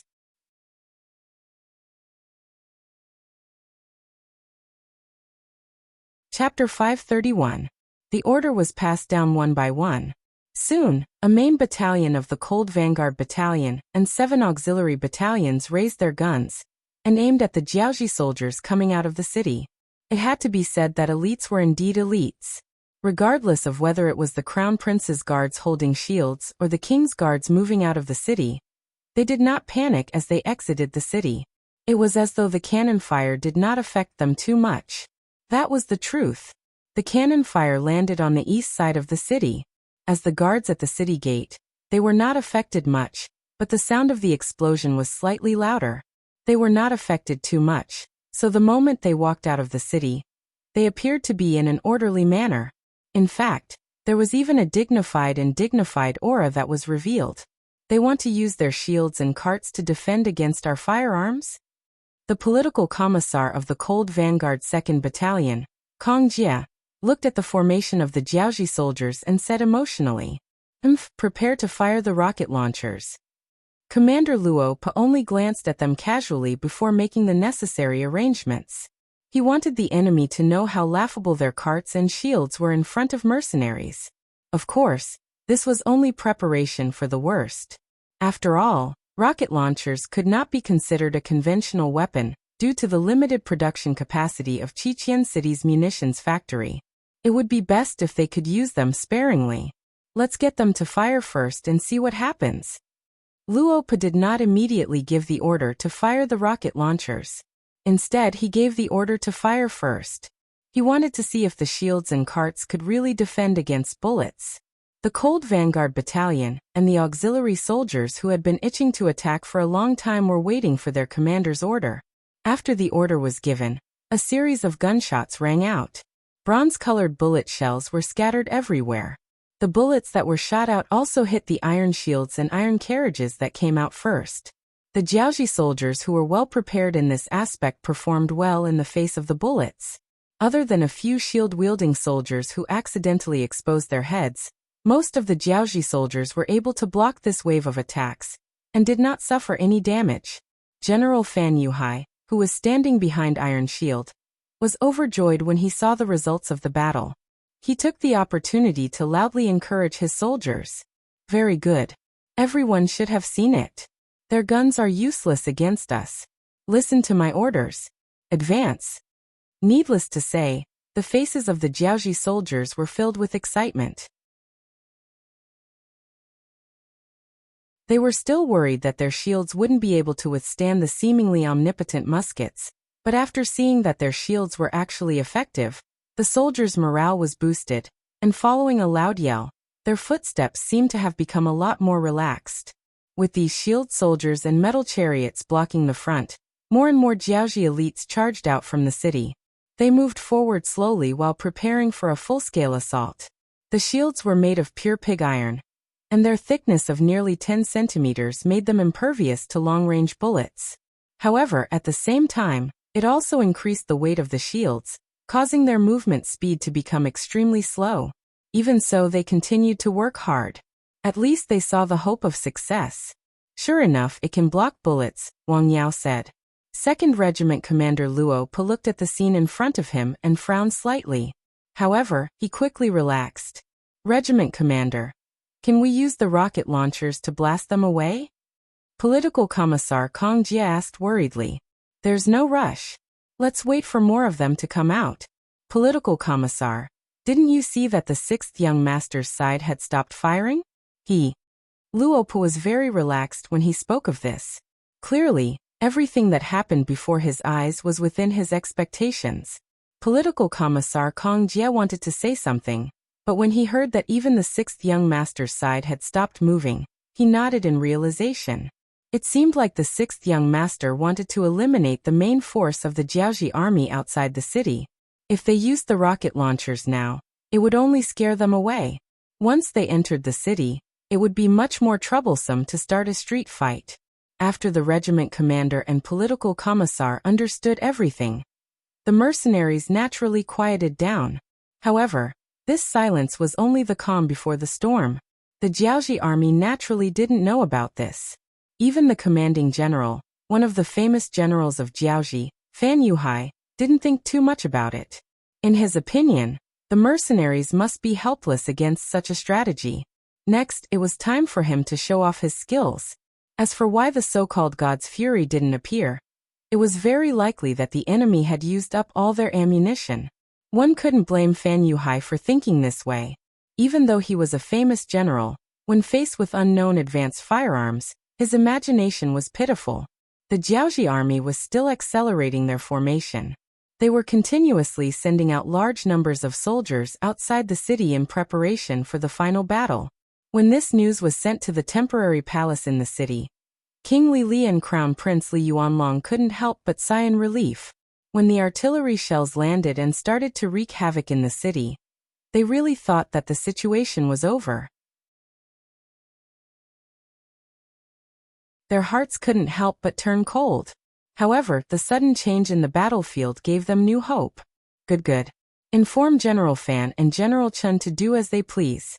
As long as we can defeat the mercenaries and take the advanced firearms in their hands, it will be worth it no matter what price we have to pay. He was afraid that the two generals at the front wouldn't be able to give it their all. At this moment, King Li gave them a lot of power. However, King Li didn't know. Perhaps he had placed all his attention on the battlefield in the east of the city. He didn't know that in the west of the city, there was a faction opposing him that was growing. The master behind this faction was the minister of the imperial court, and the minister of the west of the city, Chen Di. Last night, he'd said that he'd come to an agreement with Yin Quebec. No matter if it was for the sake of his own survival, or for the sake of the Chen clan that stood behind him, he didn't have a path of retreat now. It was either death or destruction, so he would naturally choose the death of others. After Chen Di made his decision, the advantages he had gained from managing the west of the city for many years were finally revealed. After he gathered some of his trusted subordinates and Chen clan members, he raised the slogan of opposing King Li. He claimed that it was because of King Li's arrogance that he sent people to assassinate the Duke of Zhongdan of the Great Ming Dynasty that the entire Jiaoji kingdom was in danger. If they wanted to resolve this matter and survive, there was only one way. That was to overthrow King Li and build a new kingdom in the Jiaoji region under the leadership of the mercenaries. In order to gain everyone's support and trust, Chen Di even told them that he had met with the mercenaries, and that they had agreed to let him build an army of 10,000. There was no other way. Although most of the people were trustworthy, their opponent was King Li, who knew if there would be a snitch. As expected, after Chen Di said that he had met with the mercenaries, the restless crowd quickly calmed down. As an opponent, the mercenaries were very terrifying. But once they became friends, this fear would no longer appear on them. Instead, it would become a great help, wouldn't it? Rather than saying that they trusted Chen Di, it was more accurate to say that they trusted the mercenaries. But no matter what the outcome was, these people had been successfully instigated to defect. The first thing they did was to target the catapults that were everywhere in the city. The catapults were one of the most advanced and commonly used long-range projectile weapons of that era. They were originally prepared to deal with the mercenaries that entered the city. When the huge rocks suddenly fell from the sky, although they would suffer losses, the mercenaries wouldn't be in a better situation. This thing was also what the City Security Bureau's Foreign Affairs Division, Skylark, and the others were afraid of. After receiving the sixth young master's order, they decided to remove this danger first. This also made Chen Di and the others valuable to be used. With these people's response and their subordinates, the 10,000 Jiaoji soldiers were quickly under their control. Then they charged towards the catapults in the city, and began to destroy them. King Li didn't know about this. By the time he received this news, the situation had already been decided, and the losses could not be recovered. Outside the east side of the city, apart from Crown Prince Li Yuanlong, who had followed his father's orders and called back the 5,000 Crown Prince guards, the other 100,000 elites were quickly leaving the city and getting into formation. An army of nearly 100,000. If all of them were deployed, it would be a very large force. Just looking at it from afar would make one's legs go soft and their entire body tremble. After all, this scale was enough to make anyone who was advancing feel fear. Commander Luo Pa also knew this and didn't want his soldiers to experience this. Although he had confidence in the mercenaries, especially in Lung Feng, it was better not to try some things. Therefore, when the other side left the city with about 50,000 people, he waved his hand and ordered the 5 rocket launchers to each lead 5 deputies to move to the west of the city under the east city gate. There was no other way. The effective range of the rocket launcher was only around 200 meters. Right now, the distance between the two sides was at least 500 meters. Although this distance was shrinking as the Jiaoji army continued to leave the city, he couldn't wait any longer. He could only order the rocket launchers to attack first.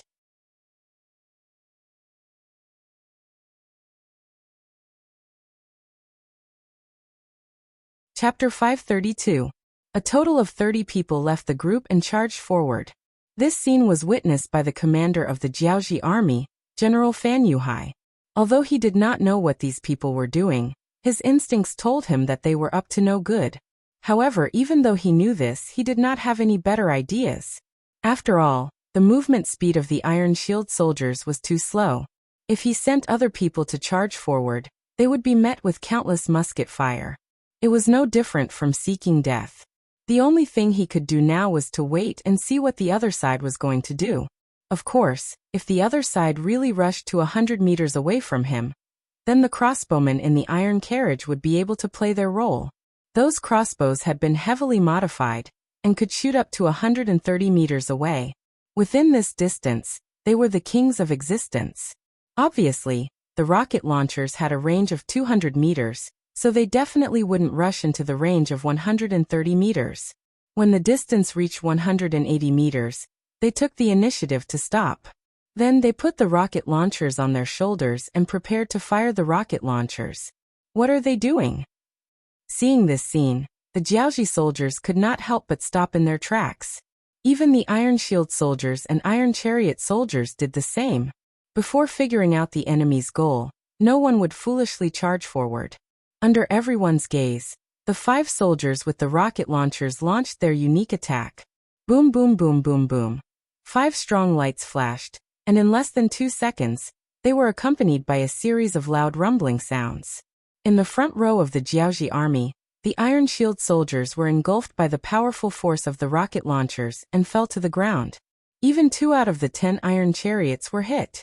The instantaneous high temperature and the aftermath of the explosion turned the Iron Chariots into fiery red chariots.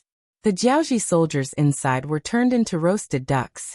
No, seeing how powerful the rocket launcher was, Fan Yuhai, who was hiding behind the Iron Shield soldier, screamed in pain. As if to prove his cry, a series of gunshots were heard. The Jiaoji soldiers who were not protected by the Iron Shield soldiers became the targets of the mercenaries. As the bullets flew, the Jiaoji soldiers fell to the ground one after another. Boom boom boom boom boom. Another wave of rocket launchers was launched, and the shield-wielding soldiers were sent flying into the air. 2 more armored vehicles were hit and turned into scrap metal. More and more Jiaoji soldiers were exposed and became the targets of the mercenaries. Every moment, every breath, every second, the Jiaoji soldiers would lose their lives. The scales of victory on the battlefield seemed to be tilting in their favor. All troops attack. Fan Yuhai, who was protected by a group of personal guards, saw more and more soldiers being shot. He knew that if he continued to wait, the morale of the army would crumble, and they would definitely lose the battle. Thus, he directly gave the order for the entire army to charge.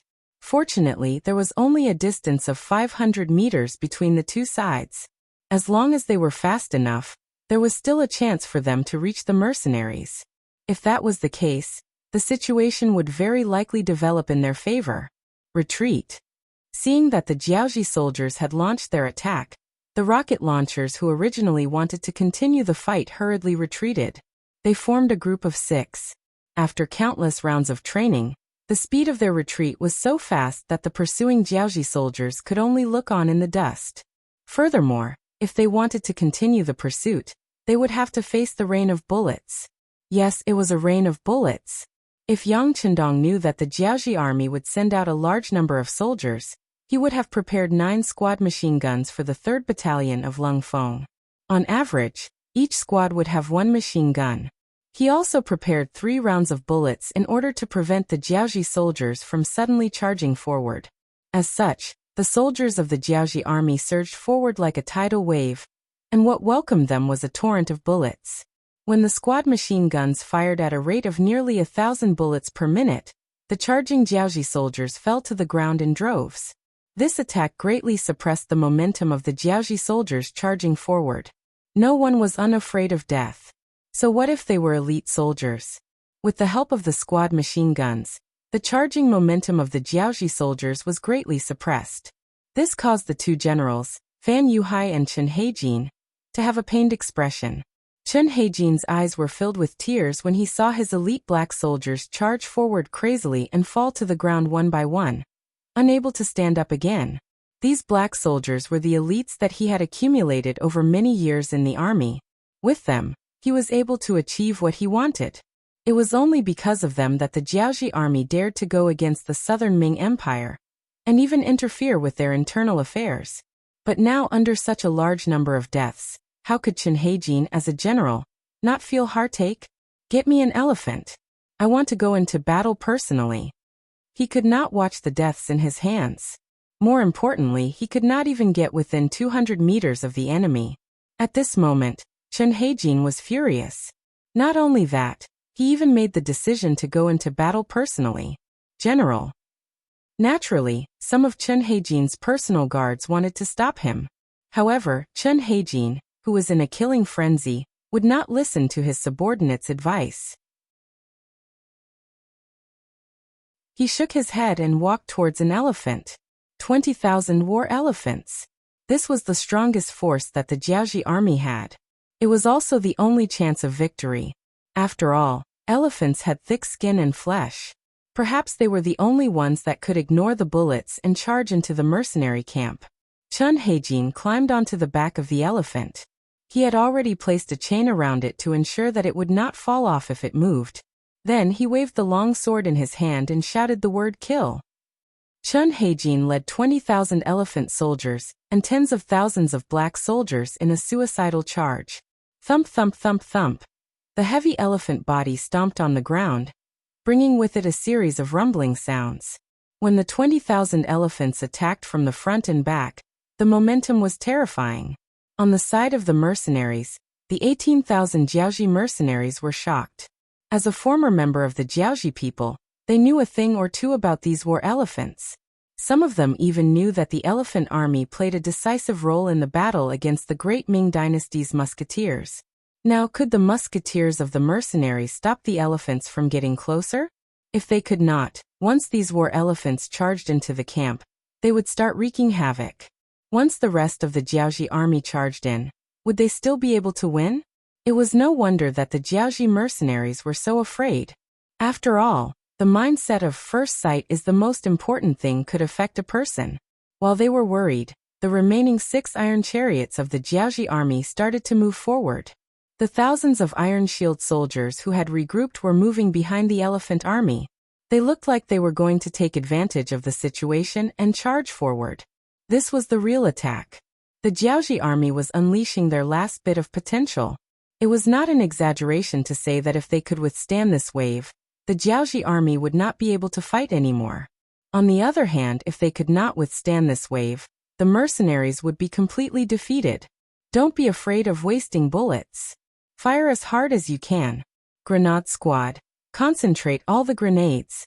When they get close, blast them. The 2nd Regiment commander of the Cold Front, Luope, shouted. At the same time, he ordered the 5 rocket launchers to prepare for attack. Battalion commander, shouldn't we stop for a while? The machine guns used by our 9 squads are all red. If this continues, I'm afraid they will be scrapped.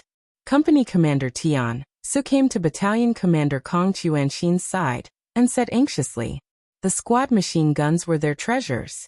They could not waste them after just one use. That would be the biggest waste. Battalion Commander Kong Chuanxin only hesitated for a moment before nodding. All right, since that is the case, let's rest the machine guns first. Everyone switched to the 9-5, continuous fire style. At the same time, be prepared to retreat. Kong Chuanxin hesitated for a while before saying the last sentence. This battle was indeed enjoyable. However, the Jiaoji elites were elites after all. Their fearless charging style had truly frightened them. The distance between them and the Jiaoji elites was getting closer and closer. Once they got close, no matter how good they were at fighting, they would not be able to gain the upper hand in a chaotic one-on-one battle. Furthermore, the Cold Vanguard was a treasure. If the Cold Vanguard suffered heavy losses because of this, he wouldn't know how to answer to the others. If that really happened, his position as a battalion commander would come to an end. Company Commander Tian Su hesitated for a moment when he heard Battalion Commander Tian Su say to be prepared to retreat. However, he quickly understood. Retreating did not mean admitting defeat. It was just a strategy. Just like what the sixth young master said, only by preserving one's strength would one be able to effectively defeat the enemy. If one died, then what was the point of fighting? Company Commander Tian Su went to pass on the order. Kong Chuanxin held the 9-5 style in his hand and fired a dozen more bullets. At least a few Jiaoji soldiers died under his gun. Even a charging Jiaoji war elephant had more than one bullet embedded in its right front leg. It fell to one knee with a loud thud. While the Jiaoji soldier on it was flung away, it also brought a lot of resistance to the charging elephants behind it. However, only a small number of elephants fell to the ground. It was not enough to stop the charging momentum of the main force of the Jiaoji army. In front of the silver-armored war elephants, the power of the bullets was indeed weakened by a lot. Especially after the number of war elephants reached tens of thousands. The pressure on the mercenaries who only had a little more than 3,000 soldiers with firearms obviously increased.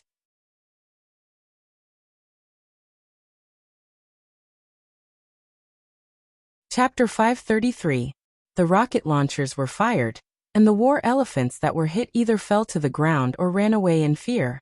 It did alleviate some of the pressure on the main force of the mercenaries, but it still didn't have much effect on the overall situation.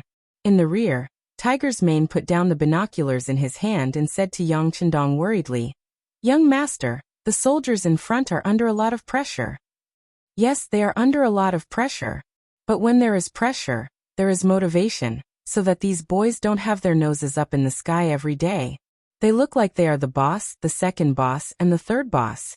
Yang Chendong said this with a smile.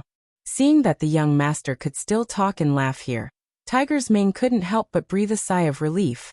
It seemed that the young master had a way to turn the situation around. Okay. Sure enough, when he saw that the war elephants were less than 150 meters away from the cold front, Yang Chendong finally stopped joking. Instead, he said to the first and second guards who were still standing in front of the 5 mortars, "Prepare to fire, adjust the distance to 50 meters behind the war elephants."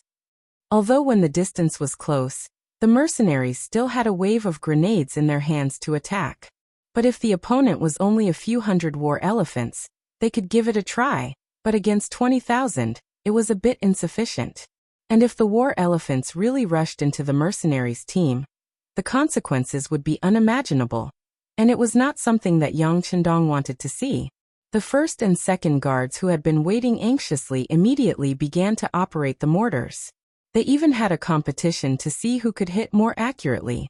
In this regard, Yang Chendong naturally crossed his arms and watched the battle from the side. He had already taught the key points of operation to them. And it turned out that these team members also learned very quickly, which made him very relieved. The result of his relief was that when the mortar shells were fired again, they landed on the spot that Yang Chendong pointed out, and then fell into the elephant herd, sending countless elephants flying. The powerful shells were not comparable to rocket launchers, and the direct result was that the elephant herd was in chaos. After all, they were animals, not humans. Although they had all been trained, under the stimulation of the thunderous sound and the fiery light, these war elephants revealed their instincts and began to run in all directions. This caused the Jiaoji soldiers near them to suffer, and they became meat paste under the feet of the war elephants. Even the Jiaoji soldiers riding on the war elephants didn't fare any better. Faced with the disobedient war elephants, they were either thrown away or directly killed by the shells.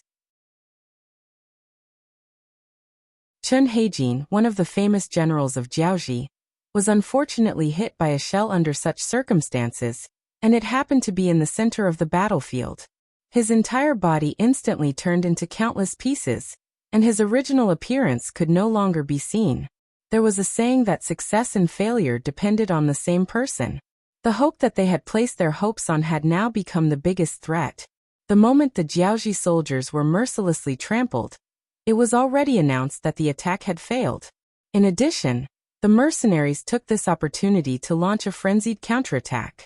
Some of the brave soldiers directly rushed out and threw the grenades in their hands forward, causing balls of fire to appear, and then, there was no more and then. The morale of the Jiaoji soldiers had been completely extinguished. Even one of the famous generals, Fan Yuhai, saw that the situation was turning for the worse, and led 20,000 elite soldiers to escape in another direction outside the city. As for the soldiers who did not follow General Fan, what they needed to do now was to escape back to Shiyu City. It seemed that this was the only way to ensure their safety. However, at a time like this, where could there be a safe place? It was the same in Shiyu City. After Chen Di led his subordinates and the Chen clansmen to destroy all the catapults in the city, they didn't face the attack of the Jiaoji army. Instead, they were ignored and ignored. After the news of the defeat at the front lines had spread, even King Li and Crown Prince Li Yuanlong had escaped Shiyu City under the protection of the Crown Prince's 5,000 guards, and were heading towards the commandery city. The king and Crown Prince had escaped, and so had General Fan. General Chen had died in battle, and the soldiers below him were like headless flies.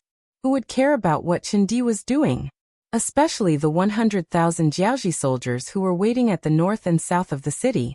They were like abandoned children, and no one cared about them. According to the original plan, when the 100,000 elite Jiaoji soldiers charged from the east of the city, the 100,000 soldiers of the Jiaoji soldiers would charge out from the north and south gates, and cooperate with the main force to attack the mercenaries' camp. After all, they had the advantage in numbers. However, the moment the mortars were fired, the ordinary Jiaoji soldiers were afraid. They didn't want to face death, especially when they knew that in the original plan, they were just scapegoats and shields. It was normal for them to hesitate for a while. It was the hesitation of the generals that caused the soldiers below to react. When the order was given to open the city gates and charge at the mercenaries, they didn't want to do it. It wasn't a collective strike, but at least most of the people with brains stood in place and didn't move. When the generals saw that the soldiers didn't follow their orders, although they were angry, they didn't dare to do anything overboard. Who knew if the soldiers would attack them if they were forced into a corner? It was at this time that news came from the front lines. The main elite force had been defeated, the king and the crown prince had fled, and the catapults that had been placed all over the city in preparation for street battles had been destroyed by Chen Di, Magistrate Chen. It was also said that Magistrate Chen had joined the mercenaries and obtained a certain amount of authority. With so much news spreading, the 100,000 ordinary Jiaoji generals were confused. They had been abandoned and couldn't find a way forward. However, some of the smarter ones sent people to contact Chen Di. They wanted to see if there were any benefits to be gained from joining the mercenaries. It wasn't that these generals didn't have a code of brotherhood, but under the circumstances, this was the best choice. One had to know that the puppet army wasn't just a product of one country. As such, the entire Shiyu city began to fall into internal strife with different thoughts. This chaotic situation lasted for a total of 5 days. During these 5 days, the mercenaries stood guard outside the east gate, showing no intention of entering the city. According to Yang Qindong's words, it was a mess. If they entered now, it would be troublesome. There might even be some unnecessary deaths. He didn't want to see such worthless sacrifices. The mercenaries were all treasures, and even the auxiliary soldiers were future treasures. He didn't want to see any of them die just because they went to clean up a mess that they had already won. Thus, the best way was to wait. He would wait for Chen Di and Yang to clear up the order in the city before entering. Of course, he didn't do anything during these 5 days. There were close to 50,000 captives outside the East Gate under his command. These were the elites of Jiaoji. Furthermore, they were made up of strong men and adult men. They were a rich source of manpower. With close to 50,000 captives, the 18,000 Jiaoji mercenaries were naturally put to good use. They were in charge of guarding the captives while the auxiliary soldiers were in charge of screening and registration. The mercenaries and auxiliary soldiers were in charge of guarding the captives. The cooperation went smoothly. However, Yang Chendong was dissatisfied that 20,000 captives had escaped. Even the famous general of Jiaoji, Fan Yuhai, had escaped. Thus, the battle outside the East Gate had only killed 30,000 people. However, this was already enough to set the foundation for Jiaoji's downfall. This was because good news had just come from the commandery city. King Li Li and Crown Prince Li Yuanlong, who had escaped there, had already snuck into the commandery city. They had been captured alive by Wu Sheng, the commander of the 2nd Battalion of the Cold Front 2nd Regiment. Wu Sheng had led the 1st Battalion of the main force and 2 auxiliary battalions to fight in the Langsun region. At the peak of the battle, they had faced Chen Heijin's 30,000 black soldiers and Ruan Gengwang's 30,000 Jiaoji soldiers. Even so, Wu Sheng and his men weren't at a disadvantage. Relying on their training in the rainforest, superior equipment and close cooperation, they had killed 20,000 enemies and lost less than 200 men. After seeing Chen Heijin retreat to Shiyu City, the remaining 1,000 men had followed orders to the commandery city.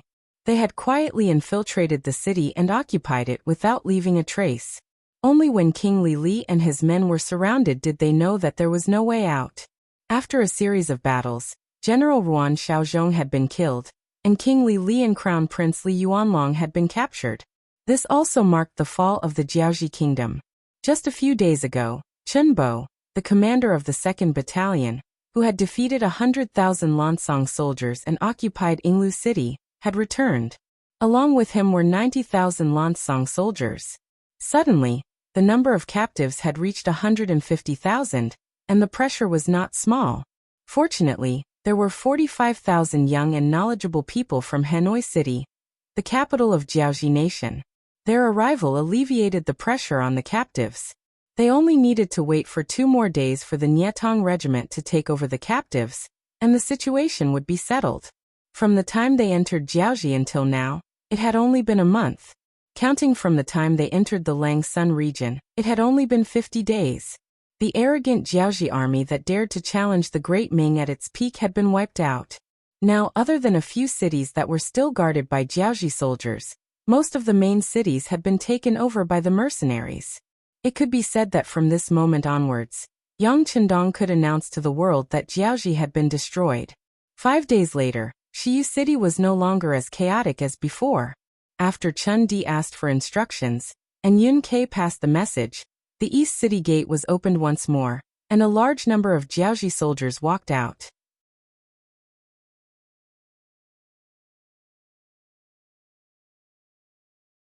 Chapter 534. Just this number alone amounted to about 100,000. All in all, there were a total of 250,000 adult male captives. Once they were sent to Qiqian City, it would greatly reduce the manpower pressure there. Yang Chendong could finally breathe a sigh of relief. 3 days later, Commander Nietong of the Navy led 10,000 men to Shiyu City and began to take over the 250,000 captives. They would be sent out of Jiaoji to Qiqian City in 3 batches. The overall situation was set. Another 3 days later, the envoy from Jiaoji to southern Ming and the imperial eunuch Kai Ge finally appeared outside Shiyu City. Speaking of which, it was quite tragic. Along the way from Nanjing, they had encountered all sorts of problems. For example, they had encountered horse bandits 5 times and were besieged by disaster victims. Although their lives were not in danger in the end, it had greatly hindered their progress. As such, they had only just arrived outside Shiyu City when they realized that the main army of Jiaoji had been annihilated. Not only that, even the king and crown prince of Jiaoji had been captured alive. They were unable to accept this outcome. They had said that they were here to announce the imperial edict for the Duke of Loyalty to withdraw from Jiaoji, but now, it seemed that they had been dreaming. When Yang Chendong received news of the arrival of Zhu Qizhen's envoy, he was waiting in the temporary palace of Shiyu City to meet with Li Li and Li Yuanlong. Thus, when he heard Tiger's Mane's report, he casually said, "Arrange for them to stay in an inn in the city first. It won't be too late to meet them after I'm done with the matters here." This was not Yang Chendong being arrogant. Now that someone had come to beg them, wouldn't they be looked down upon if they did not act appropriately? Tiger's Mane nodded and retreated to handle the matter. At this moment, King Li Li and Crown Prince Li Yuanlong had already been escorted in under the supervision of a few members of the First Guard. Along with them was the commander of the 2nd Battalion of the Lungfeng Regiment, Wu Sheng. Wu Sheng could be considered to have started following Yang Chendong rather early. He had been by Yang Chendong's side ever since they were in the Yang residence in northern Ming's capital. Although they were both battalion commanders, there was still a difference in their relationship. This Wu Sheng belonged to the category that was closer to the 6th young master. For example, although in terms of official position, he was not as high as 2nd Regiment Commander Luo Pe, but in terms of personal friendship, there were some things that Luo Pe could not casually say, but Wu Sheng could. "Thank you for your hard work," Yang Chendong said with a smile when he saw Wu Sheng, who was wearing a camouflage uniform and had the insignia of a major. "Not at all." A silly smile appeared on Wu Sheng's face, but it quickly turned into a serious expression. The 6th young master could joke with him, but he did not have the right to joke with the 6th young master. Especially as the Yang clan system continued to grow, the distance between the two would only grow further and further. Yang Chendong was very satisfied with Wu Sheng's performance. He liked people who knew their limits when doing things, and only such people could be trusted. Those who did not know the immensity of heaven and earth when they came to power obviously would not have much of a future. When his gaze shifted from Wu Sheng to Li Li and Li Yuanlong, Yang Chendong could not help but chuckle. Yang Chendong did not know what King Li Li had been like in the past. However, Yang Chendong had personally seen what Crown Prince Li Yuanlong was like. But now, in comparison, he was no longer as high-spirited as he was that day. His hair was hanging upside down, falling messily on his face. Although his clothes still looked like high-end goods, they were wrinkled, especially with a few shoe prints on them. With one look, one could imagine what kind of treatment he had received. It could be said that at this moment, there was no trace of the Crown Prince's demeanor on Li Yuanlong. It was not strange for people who did not know him to treat him as a beggar. Yang Chendong chuckled emotionally, but in the ears of Li Li and Li Yuanlong, the father and son pair, it was indeed a great mockery. The two immediately widened their eyes, and looked like they couldn't wait to eat Yang Chendong. "Bastard! Kneel down when you see the Duke of Loyalty." Beta Persei, who had been standing next to Yang Chendong, happened to see the unfriendly look in the eyes of the father and son, and immediately roared. It was appropriate to say that it was a roar. Beta Persei's voice was very loud, and now that he was angry, his chi came out from his dantian.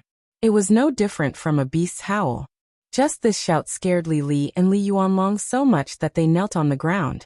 Of course, this was also due to the efforts of the members of the First Guard squad behind them. In the eyes of the First Guard squad, Beta Persei and Tiger's Mane often represented the 6th young master. The one who was hurt the most by this roar was Yang Chendong, who was sitting in front of him. Fortunately, the chi that had appeared in his body at some unknown time had greatly protected him. That was why he was only startled and not injured. But he could not help but rub his ears first, then turned back to glare at Beta Persei until he saw the other party smile a little embarrassedly. Then he turned his head again and looked at Li Li and Li Yuanlong. When the father and son glared at him just now, Yang Chendong didn't detect any killing intent from them. This could only prove that the two of them were really afraid. They just wanted to puff themselves up at their own cost. They just wanted to prove their existence and status. To be more specific, it was a bit of a show of strength but cowardice at heart. Unfortunately, Yang Chendong did not care about such little tricks. Not to mention that they were already prisoners. Even if they still had their original identities, he would never be afraid. Li Yuanlong, do you still remember our conversation that night? Yang Chendong finally spoke after looking at the father and son with a scrutinizing gaze. Yes, I remember. Li Yuanlong seemed to suddenly think of something. Then a trace of confusion appeared in his eyes, and then his whole body could not help but tremble. That night, Yang Chendong once said to him that if the father and son were willing to take the initiative to surrender, although they would lose their power, they would still be safe for the rest of their lives. But if they did not surrender, then they could only choose death. At that time, these conditions were indeed difficult to accept in his ears. But now, the overall situation was set, and they had really become Yang Chendong's prisoners. How could they not be afraid when they thought of this matter? As if to prove what he said at the beginning, Yang Chendong suddenly swung his long arm, and two flashing golden throwing knives flew out, then landed at the feet of Li Li and Li Yuanlong. The position was only a fist away from their feet. Their eyes lit up. Other than the father and son, the other people in the hall looked at Yang Chendong with eyes full of admiration. Not for anything else, but just because of the beautiful throwing knife skill. This was something they could not do even if they were beaten to death. They could throw the throwing knife, but they would not throw it so far, a distance of 40 meters. And they would not throw it so accurately. Of course, if they knew that the person involved was not satisfied with this skill. Yang Chendong was still thinking in his heart that he was still not mature and skilled in using qi. He originally aimed at the feet of the other party. Thinking about it, if the two throwing knives landed less than an inch in front of the feet, what kind of situation would it be? In this way, Yang Chendong thought that he still had to work hard to cultivate.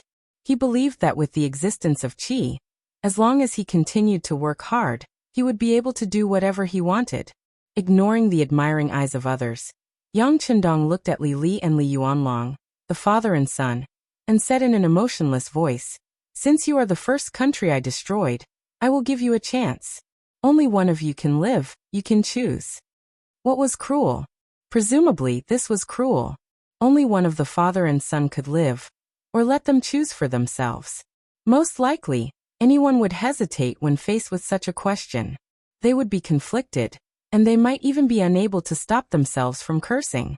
Fortunately, Li Li and Li Yuanlong were not ordinary people. One of them was the king of a country, the other was the crown prince of a country, the future king. How could they be measured by the standards of ordinary people? Just like now, the two of them only hesitated for a moment before reaching out and taking a throwing knife each. Li Li was already more than 60 years old. After experiencing this kind of torment, his face looked very old.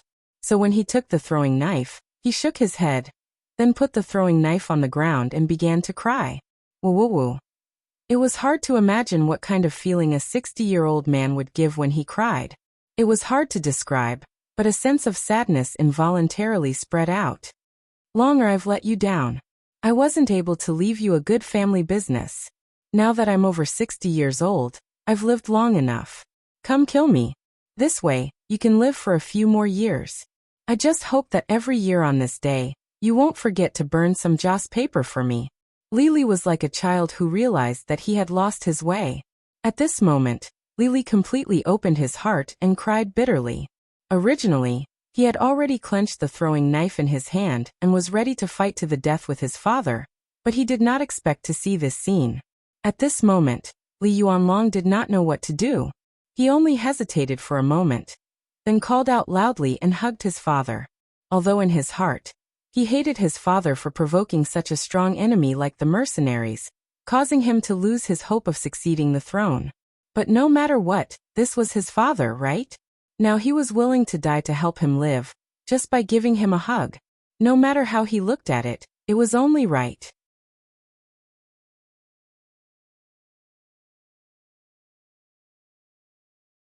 Chapter 535. For a moment, the father and son hugged each other and cried bitterly. Everyone was confused by this scene. It should be noted that not only were Yang Chendong and the others in the hall, but also Hong Jin and Chen Di, who seemed to have surrendered to the mercenaries, as well as Prime Minister Yuan Chunqing and the others. They were all watching from the side. When they saw that Yang Chendong only gave the father and son the choice to live, they couldn't help but lower their heads.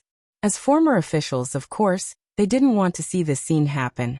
But now the initiative was not in their hands. So what if they couldn't bear it? What followed was another scene of a father-son relationship, which really moved everyone to tears. Even Ruan Chunqing was considering whether to stand up and plead for leniency. Although this may be useless and would anger the loyal Duke of the Great Ming Dynasty, if he didn't do this, he would feel guilty. Just when Prime Minister Ruan Chunqing was still thinking about how to speak, the scene suddenly changed. A flying dagger suddenly appeared between the two people who were still hugging each other. Then blood splattered. The two people separated immediately after the dagger touched each other. The sudden change of scene made many people unable to figure out what happened. It wasn't until they saw the young Li Yuanlong with a throwing knife in his chest that everyone was surprised and suddenly realized that Li Li had made his move. Yes, Li Li made a move. Just when his son was crying out of gratitude, he took the knife from his son's hand out of kindness, and looked like he was going to commit suicide. It seemed that he was helping his son to make a decision. After all, patricide was a big crime. However, no one expected that the flying knife would turn around and stab the unsuspecting Li Yuanlong in the chest. Then the two separated. The flying dagger pierced his chest where his heart was. Blood spurted out and landed on Lily's old face. It made him look even more terrifying and frightening. Father, why? With both hands covering his bleeding chest, Li Yuanlong's face was puzzled and full of disbelief. He stared fiercely at his father, Li Li, as if he wanted an answer. Unfortunately, Li Li didn't say anything. He was an ambitious and ruthless person, and could be considered half an outstanding person. Anyone like him was extremely thick-skinned. But at this moment, he really didn't know what to say because everything was his fault. In order to survive, he didn't hesitate to use his son's life as a stepping stone. With so many people looking at him, he probably wouldn't have the face to see anyone in the future. But even though he knew there would be such a consequence, he still couldn't help but make the first move. Moreover, he had used such underhanded methods. Everything was because he didn't want to die. He was afraid of death.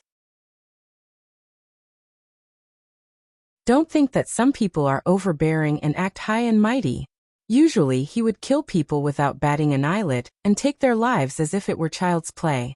But usually such people were very afraid of death. This was because they didn't know what they would face after death. That feeling of the unknown terrified them. Especially after they were used to controlling everything, death was their taboo.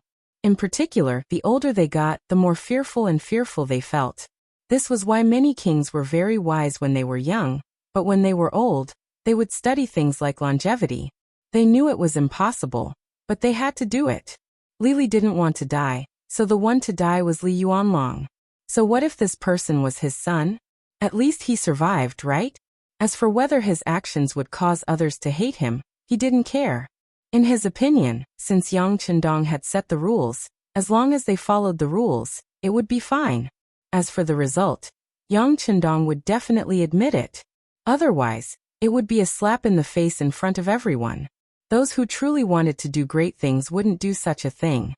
Li Yuanlong glared at his father with unwillingness. In the end, because he had lost too much blood, he fell to the ground with a plop and died with his eyes closed.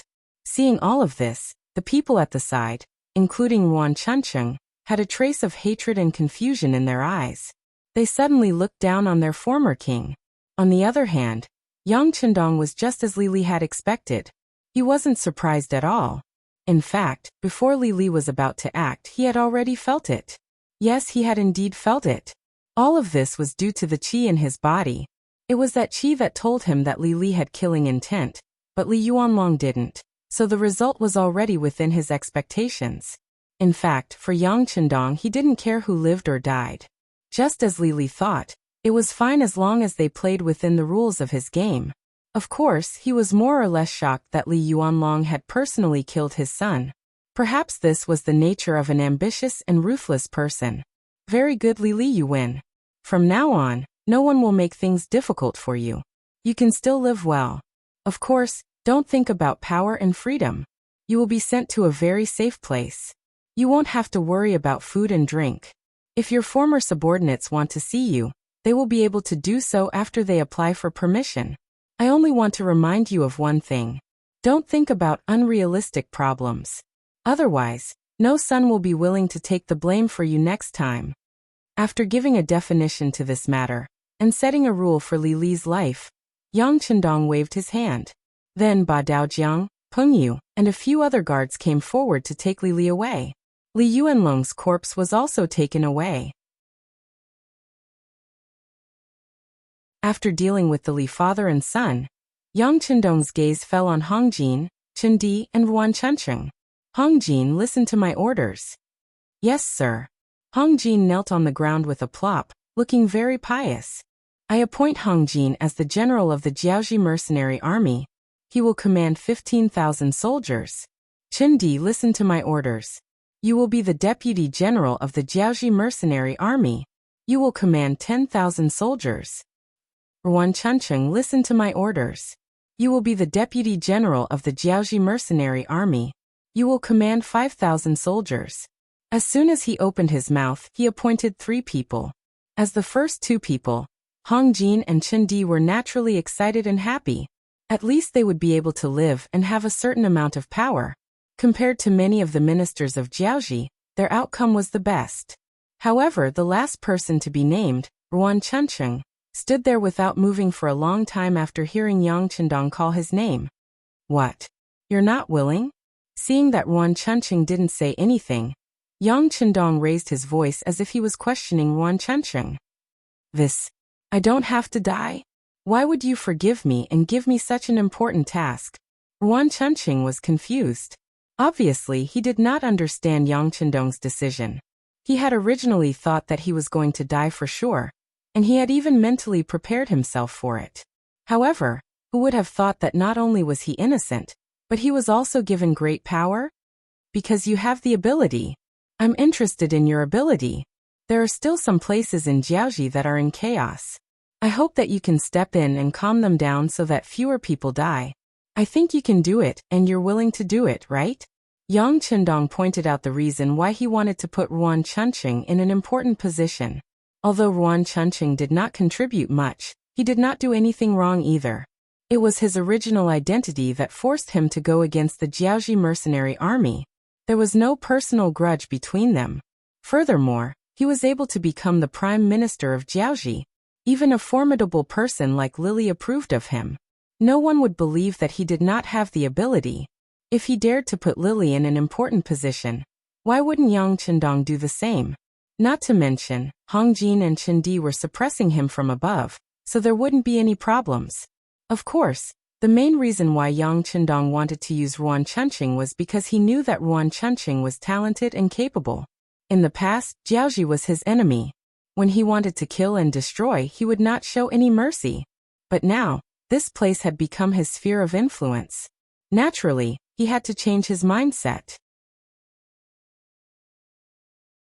How to quickly settle down and prosper here, and then use this place to influence other places and expand the influence and strength of the mercenary army, was the most important thing. To achieve this, Hong Jin and Chen Di were not enough. On the other hand, Ruan Chuncheng could do it as long as he worked hard. Ruan Chuncheng could not immediately see through Yang Chendong's intentions, but he was still impressed by his magnanimity.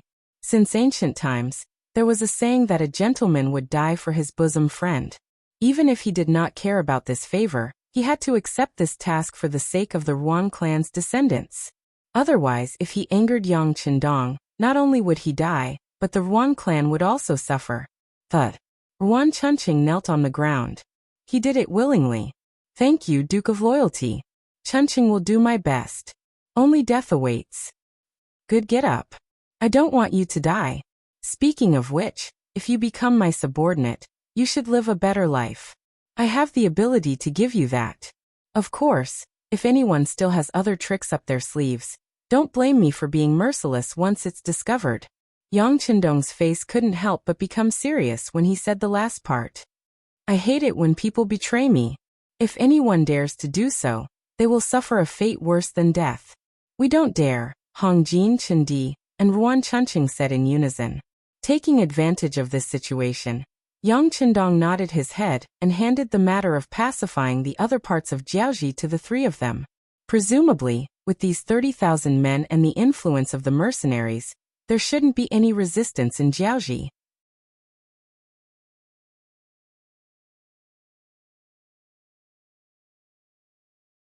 Chapter 536.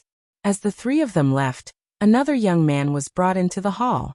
As soon as the young man entered the hall, he knelt down in front of Yang Qindong and greeted him. The person who came was none other than one of the first students of the Yang Qindong Academy. He was also one of Yang Qindong's disciples, Chang Qianhao. The Chang family was a wealthy family. Not only was their family wealthy, but their businesses were spread all over the Jiangnan area. There were also some officials in the family who had a close relationship with the Southern Ming Empire. As the leader of the younger generation of the Chang family, Chang Qianhao had already shown himself in the family and had a certain status. However, he was not a satisfied person. Especially after he went to the capital of Baiming and saw the power of the immortal abode and sky beyond sky. He worshipped the person behind all of this, Yang Qindong. Later, when the Yang Family Academy enrolled students, he signed up and became one of its members. Later, because of his excellent performance in business, he became one of Yang Qindong's disciples. After graduation, he returned to the Chang family in Jiangnan and did a lot of things for Yang Qindong, making the Chang family more powerful in Jiangnan's business. Chang Qianhao was also regarded by the older generation of the Chang family as one of the most promising people to inherit the family business. This time, he was summoned to Jiaoji because Yang Qindong wanted to develop business here. The Chang family's influence in the Southern Ming Empire's business circle was not small. This was where he needed to rely heavily, which led to the current scene.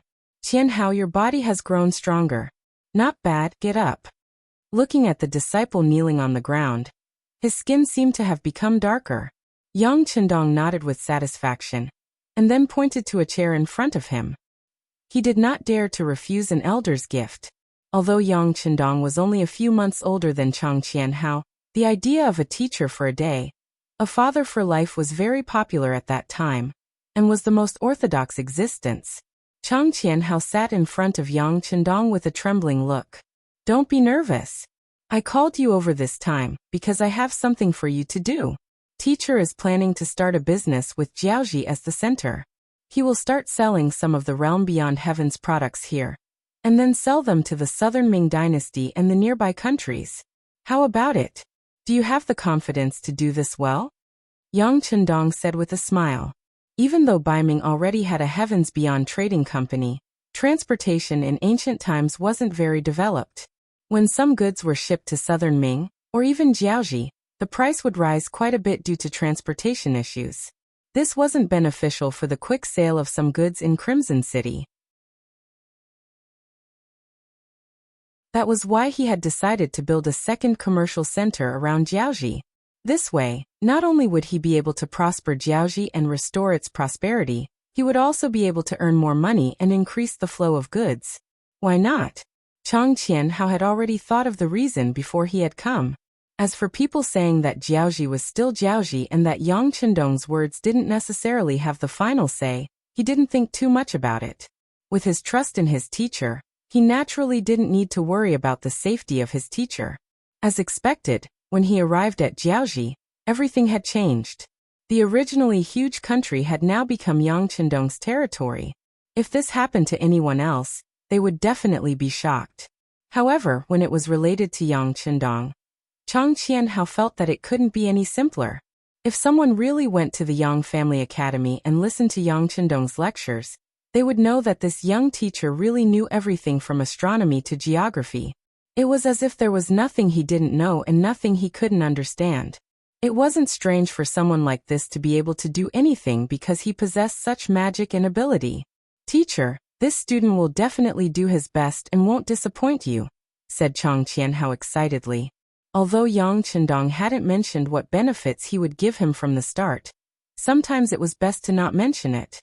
For example, when selling things to different places, there would always be a problem with the ratio, and there would always be a problem with the distributor. Yang Qindong didn't specify who would give him the benefits, so how this cake would be divided. Wouldn't it all be up to him? This was an opportunity to indirectly strengthen the Chang family. As long as he was slightly biased towards the Chang family, and those who were on good terms with the Chang family, wouldn't he have everything? Of course, it would only be limited to a little manipulation, and he couldn't go overboard. Moreover, the Chang family would have to pay the price as well. Otherwise, no one could imagine the consequences of angering his teacher. If that day really came, it would be hard to say whether the entire Chang family would still exist.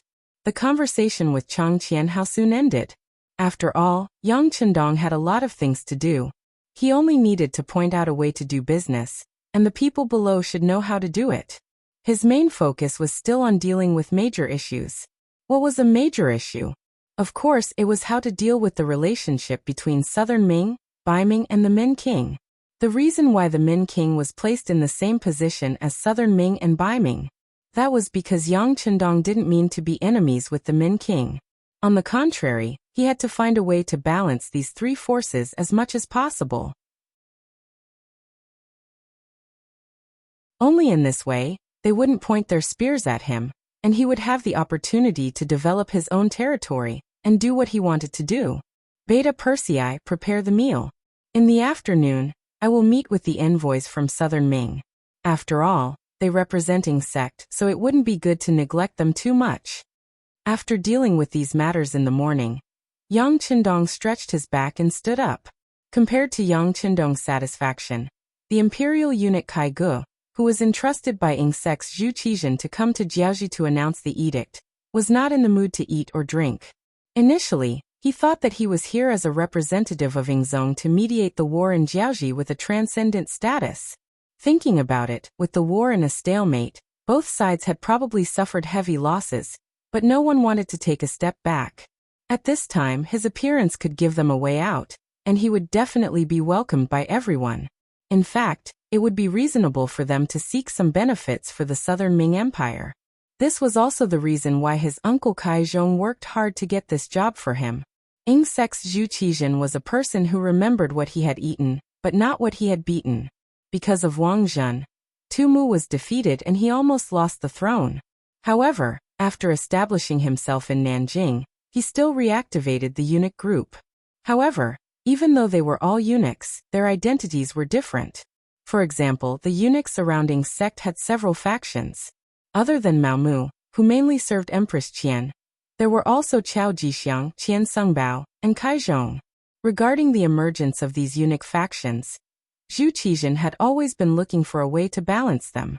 He didn't want to let one faction become too big, but he also didn't want to let one faction be suppressed to the point where they couldn't survive. However, no matter what he did, it was difficult to balance a bowl of water. In comparison, Kai Zhong's faction was originally weak. Perhaps it was because Zhu Qizhen saw this point that he gave the task of announcing the edict to Kai Zhong's nephew, Kai Gu. Along the way, Kai Gu had been imagining what kind of identity he would have when he arrived in Jiaoji, and what kind of awe-inspiring appearance he would have. However, in reality, the closer he got to the land of Jiaoji, the more complicated his thoughts became. Along the way, all he heard was news of the defeat of the Jiaoji army. When he arrived at Hanoi, the capital of Jiaoji, he heard about the battle at Shiyu City. The Jiaoji army had suffered a great defeat, and even the country's ruler had fled. It was beyond Kai Ji's expectations that the battle would come to an end in such a short time. As such, along the way from Hanoi to Shiyu City, most of the Jiaoji envoys who were following him had fled. Perhaps they were afraid of being implicated. Others could leave, but Kai Gu couldn't. Otherwise, not only would he implicate his uncle, but he would also have nowhere to go. What awaited him was the pursuit of the Eastern faction guards and the embroidered uniform guards. Bracing himself, he finally arrived at Shiyu City. Before he even entered the city, he saw several Jingguan. There were the 5,000 Jiaoji Jingguan from before, as well as the 30,000 Jiaoji Jingguan after the battle. When he saw the huge Jingguan from afar, Kai Gu couldn't help but feel his legs go weak. His scalp went numb, and his body trembled uncontrollably. He knew that his mission this time wouldn't be easy to complete. Regardless of his feelings, Kai Gu still made his way to Shiyu City. Indeed, he He was warmly received, and only then did he feel better. When he was informed that the Duke of Loyalty would meet him in the afternoon, he began to ponder about how he should speak and complete his mission. Before he could think of anything, another piece of news came, disrupting Kai Ji's calm mind. The king of Jiaoji and the crown prince had been captured by Yang Qindong. Not only that, the king of Jiaoji even killed his young son in front of everyone in order to survive. Naturally, Kai Ge wouldn't doubt the authenticity of this news. After all, the ones who spread this news were some of the old officials of Jiaoji, and it was said that they had witnessed it with their own eyes. If this news was true, then there was a problem. Jiaoji had already been destroyed. Wouldn't it be ridiculous for him to appear here as the mediator of the war? While he was in a daze, someone came to see him, saying that the Duke of Loyalty wanted to meet him. With incomparable nervousness, Kai Ge came to a courtyard and saw the Duke of Loyalty of the Great Ming Dynasty playing with goldfish beside a pond in the garden.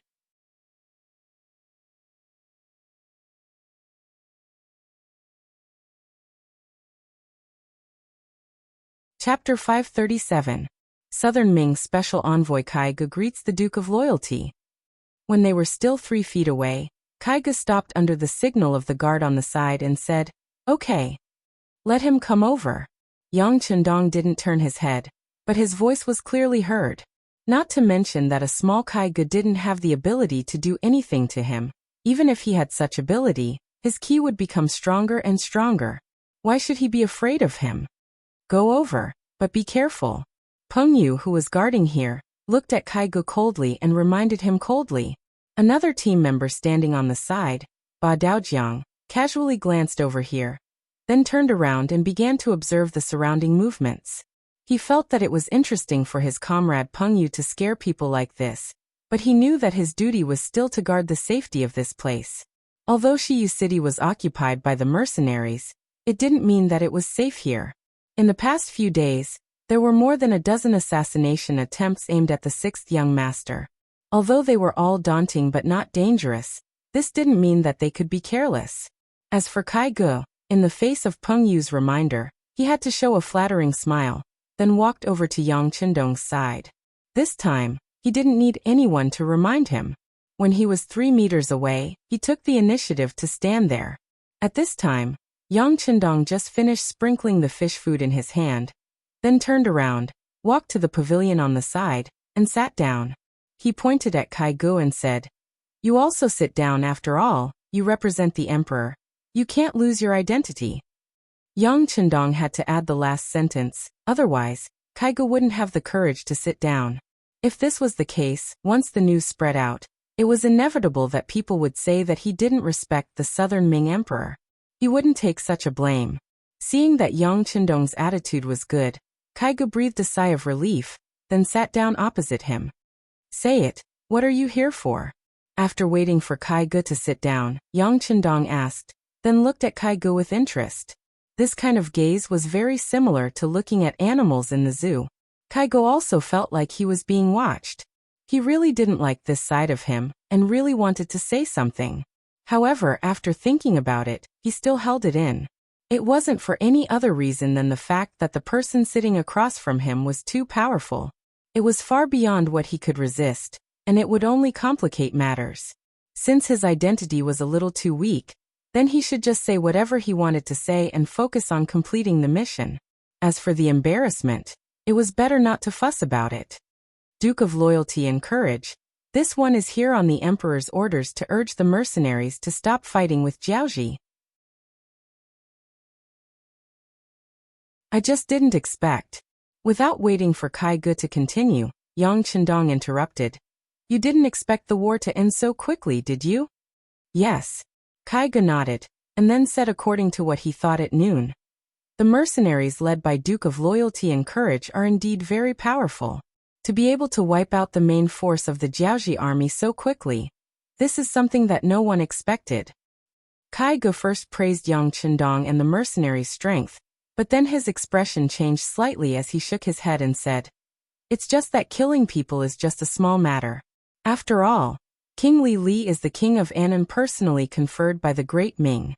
If the Duke of Loyalty and Courage killed him just like that, how would others look at our emperor? Why don't we stop the war, and let King Lili compensate the mercenaries with some gold and silver, so that they can learn a lesson? Looking at Kai Ji's face, Yang Chendong really wanted to spit on Kai Ji's face and say no. However, since it was a negotiation, he had to know what the other party wanted. As such, he did not immediately get angry and pretended to listen. He nodded and said, "And please continue." Yang Chendong didn't object, which made Kai Ge happy in his heart. When he spoke again, his face had a little more confidence.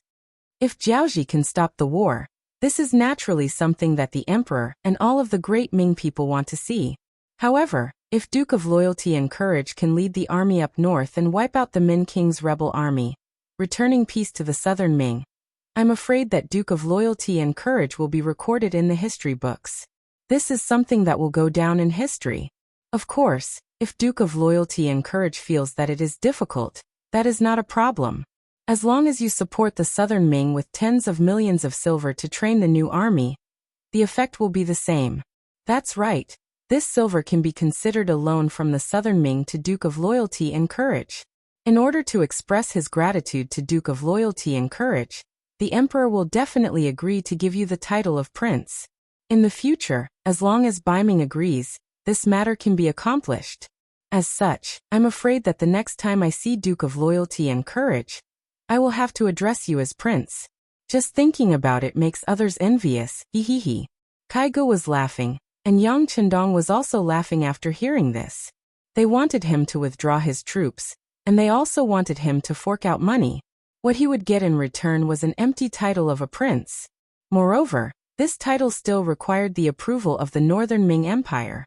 In the end, it was tantamount to not having any promises. He really did not know if there was something wrong with Kai Ji's head, or if Zhu Qizhen was treating him like a 3-year-old child.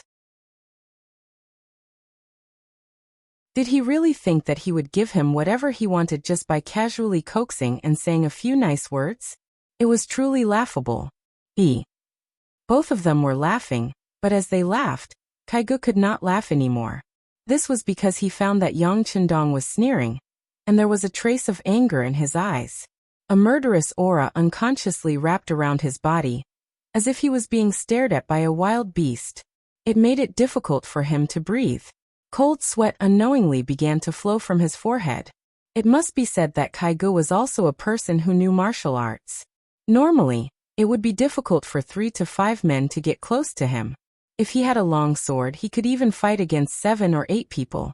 However, he did not know why, but when facing Yang Chendong, he found that he did not even have the strength to raise his arm. Did Emperor Ingzong say these words? After an unknown amount of time, Yang Chendong finally spoke again. When he spoke, the pressure suddenly decreased by a lot. At least, Kai Ge felt that it was not so difficult to breathe. Just now, he really felt that if he continued, he was afraid that even breathing would be a problem. That was equivalent to walking through the gates of hell. He definitely did not want to experience that kind of feeling a second time. Of course, this was also Yang Chendong's intention. Just now, he deliberately mobilized the qi in his body in order to try and see how much pressure it could bring to Kai Ge. Now, it seemed that he was very satisfied with the result. One must know that he only used less than 70% of his qi to make the other party unable to move. It could be imagined that if he used his full strength, the other party would only be lying on the ground now. This was only the effect of targeting a single person. If he wanted to deal with a group of people, the effect would be greatly reduced. Fortunately, he could feel that the qi in his body had been growing stronger ever since it appeared out of nowhere. He believed that as long as he guided it well, it would only become more and more powerful in the future. Given enough time, it shouldn't be a problem for him to deal with a group of people. This is the emperor's intention. Even though he felt immense pressure, Kai Ge did not forget the rules. As he spoke, he even cupped his hands in the air to show his respect to the emperor. Then, do you think that there is any meaning in saying all this now? Of course, Yang Chendong knew that this was Ingzong's intention. Otherwise, how would a small eunuch like him dare to do such a thing on his own? However, he still asked the question because he wanted to put the pressure on Kai Ge. Under the pressure, the might of the qi was naturally displayed. Kai Ge shook his head. To be honest, I'm afraid that no one would expect the mercenary army to be so powerful that the Duke of Loyalty could pacify the Jiaoji army in such a short time. Looking at it this way, these requests are somewhat inappropriate. Kaigu also knew that when he said those words, he was going against the emperor's orders. But there was no other way. The situation was stronger than the person, not to mention that Yang Qindong was sitting opposite him. After what happened just now, he was really afraid that if he said something wrong, Yang Qindong would directly kill him.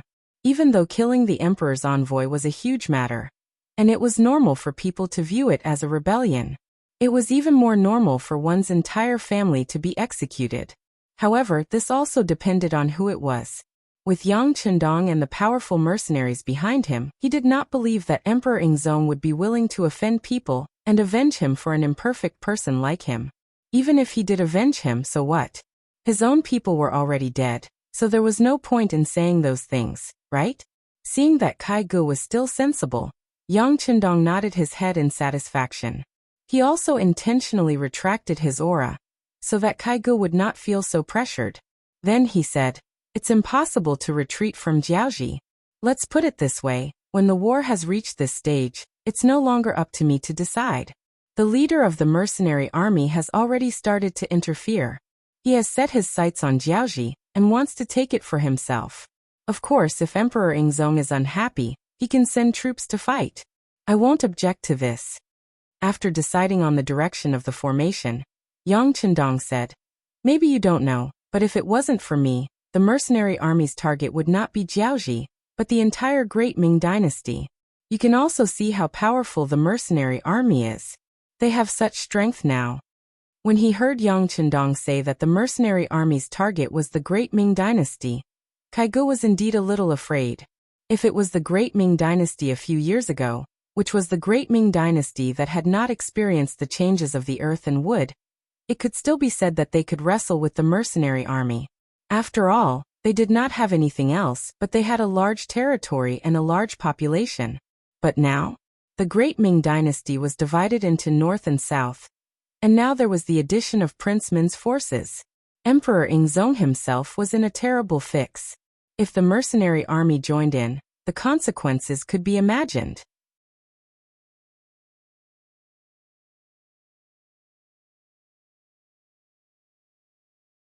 Chapter 538. Thinking about the current situation of the Southern Ming Empire, Kaigu couldn't help but feel short of breath.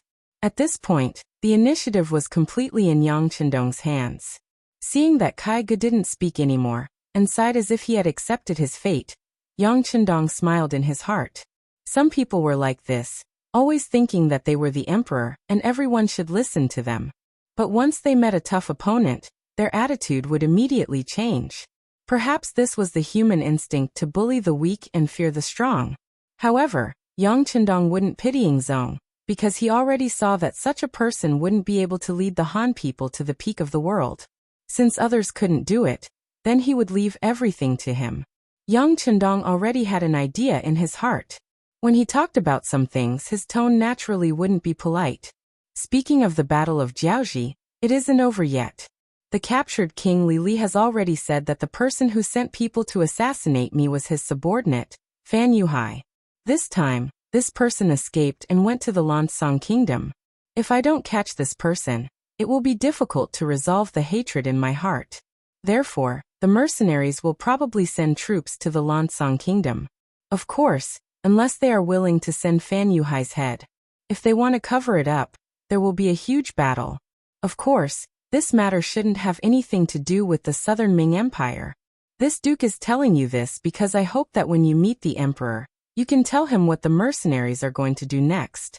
Just let him know in his heart what to do next. This was clearly reminding Kaigu that not only would the mercenaries not listen to Yingzong's orders, but they would also continue to fight. As for when the fight would end, it was hard to say. Just like now, they sent troops to the Lansang Kingdom with the excuse of finding the culprit, Fan Yuhai. Who knew what kind of excuse they would use next time? After all, they could always find a reason to do so. In other words, if they were willing, the mercenary army could continue to expand endlessly until one day, when their strength grew, They might even come to the great Ming Empire to cause trouble. He thought that if the mercenary army really cleaned up these small countries one by one, and finally integrated their strength, then at that time, there would be no difference between them and the great Ming Empire. Then wouldn't the great Ming Empire be in danger? Kai Ji's expression was constantly changing as he hurriedly said, "Loyal Duke, don't be anxious. Since Fan Yuhai wants to make a move on Loyal Duke, he is courting death. Dealing with him is something that should be done. However, every grievance had its perpetrator, and every debt had its debtor. They would just have to look for whoever was responsible for it." The Lansang Kingdom has always followed the lead of the great Ming Empire. At the same time, they are also one of the vassal states of our great Ming Empire. I believe that as long as we reason with them and move them emotionally, they will definitely not cover up the existence of Fan Yuhai. Please give them some time to deal with this matter properly. I can try my best to help with this. After all, I am also a citizen of the great Ming dynasty. However, you should also know that we cannot delay for too long. If we delay for too long, once the leader of the mercenary army gets angry, I don't know what will happen. Yang Chendong nodded. He originally didn't have the intention to make a move on the Lansang Kingdom immediately. It wasn't that he didn't have sufficient military strength, but if he didn't consolidate his rear, it would be easy for problems to arise. Right now, he needed to focus on how to turn Jiaoji into his rear base. Only after this base was stabilized, then he would proceed to the next step of expansion. Of course, if someone wanted to show off like a clown, then he wouldn't hold back. Naturally, other people wouldn't be able to see his thoughts, so he needed to use this opportunity to pressure the Southern Ming Empire and Yingzhong. At the same time, it was also a method to numb the Southern Ming Empire. He wanted to create a misconception that the strength of the mercenary army was limited. It was already very difficult for them to conquer Jiaoji, let alone the Lansang Kingdom. This way, the Southern Ming Empire might look down on the mercenary army, and this would create more time for him to develop. The matter regarding Jiaoji was settled just like that. In short, he couldn't return the money, and he believed that Yingzhong would accept this fact. However, there was nothing he could do even if Yingzhong didn't accept it. Would he really bring his troops over? Putting aside whether he had the strength to do so, if he really dared to do so, Min King and Baiming would definitely use this opportunity to deal with him. By then, the Southern Ming Empire could only become history and disappear from the stage. After settling the matter of Jiaoji, Yang Chendong brought up the matter of Yingzhong wanting to borrow money. Envoy Kai, it's not impossible for the Southern Ming Empire to borrow money, but there are two conditions. Kai Gu originally thought that with Yang Chendong's domineering attitude, he wouldn't be able to get the money. Now that he suddenly heard this, Kai Gu perked up. Please speak, Duke of Loyalty. First, the Yang family bank has to enter the Southern Ming Empire and set up branches in some of the bigger cities. Only then can we better allocate the money and work for the Southern Ming Empire. Second, even if we borrow money with collateral, we don't know what the Southern Ming Empire will be willing to pay. If we don't have anything, this matter won't be easy to handle. Don't you think so? Yang Chendong looked at Kai Gu with a deadpan expression, as if he was doing business. As for the first condition, Kai Gu really couldn't say anything about the Yang family bank entering the Southern Ming Empire. After all, if you wanted to ask someone for help, then it was normal for their bank to enter your territory. Not to mention, it was under the guise of working for the Southern Ming Empire, so there was even less reason to reject it. As for the second condition, Kai Gu really didn't think about it. In his opinion, the emperor was giving you face by asking you to borrow money. Why would he ask for collateral? Of course, he wouldn't say such thoughts in front of Yang Chendong. Who knew if it would anger him? The feeling of being unable to breathe had not completely subsided, and he didn't want to feel it again. Therefore, after thinking for a while, Kai Gu asked, "Then I don't know what kind of collateral the Southern Ming Empire needs to pay if they want to get the money? What kind of collateral do you have?" Yang Chendong didn't fall into the other party's trap. Instead, he held the initiative and asked back. Originally, Kai Gu wanted to wait for Yang Chendong to speak first and see what the other party liked. This way, he could bargain properly. However, he didn't expect that the other party would kick the question back to him. Instead, it made him fall into deep thought. Speaking of which, the matter of borrowing money with collateral was a common occurrence in the Ming Empire. Things like fields, houses, antiques from home, and women's jewelry were all common collateral. Even pawnshops were willing to accept these things in exchange for money to give to others. However, this time, the Southern Ming Empire didn't need tens of thousands of silver, but tens of millions of silver. In the face of such a large amount, ordinary items naturally wouldn't be enough. This made things difficult for Kai Ge. He really didn't know what to do. Naturally, Kai Ge was just a mouthpiece. He didn't have the right to decide how this matter would develop. In the end, it would still be reported to Emperor Ing. What he needed now was to figure out what could satisfy Yang Qindong and make him lend money to the Southern Ming Empire. Unable to think of a reason, Kai Ge showed a humble appearance and looked at Yang Qindong. He said, "Duke of Loyalty and Courage, don't tease me. We really don't understand these things. You just need to say something, and I will naturally report it to the Emperor. He will be wise and make the final decision." Originally, he wanted to keep Kai Ge in suspense, but seeing that Kai Ge was really not good at this, Yang Qindong had to dispel the idea of letting the other party guess. He said, "To be honest, there is indeed nothing in the Southern Ming Empire that the mercenary leader would like." Min Wang and Bai Ming are eyeing covetously from the side.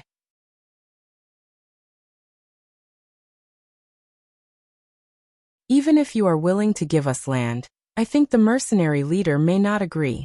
Moreover, you don't want the mercenaries to intervene in the internal affairs of the great Ming Empire. Hehehehe. Kai Ge smiled awkwardly. What a joke.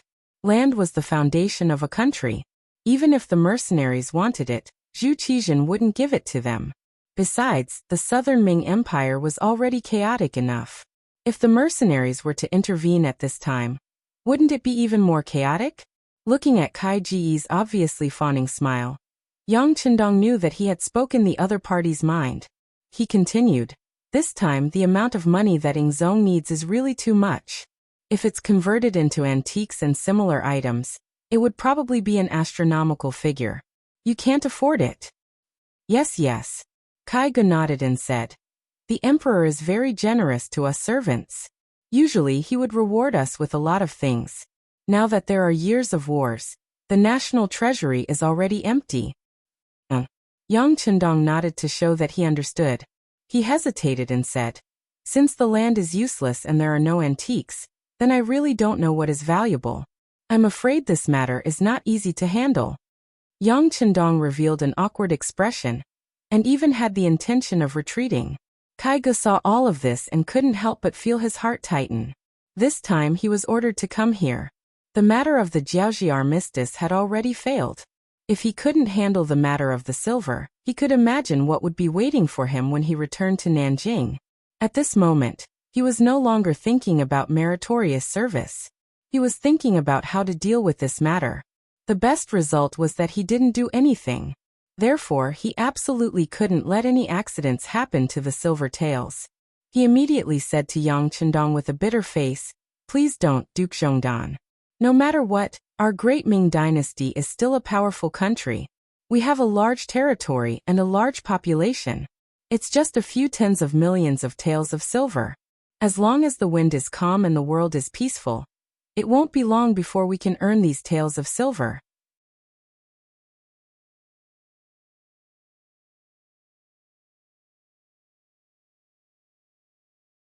Chapter 539.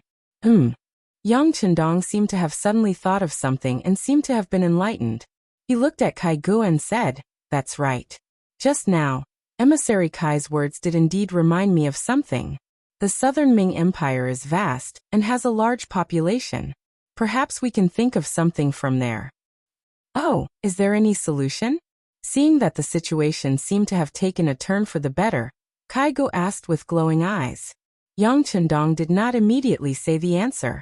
Instead, he went silent for a while before muttering to himself.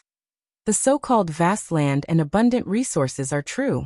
However, it is a pity that those things cannot be moved or moved. The Southern Ming Empire also does not want the mercenaries to interfere with the matters there. Thus, this problem can be eliminated. As for the large population, This duke recalled what the mercenary leader said a while ago. He said that if we want to build a base for the mercenaries in Jiaoji, we will need a large number of people.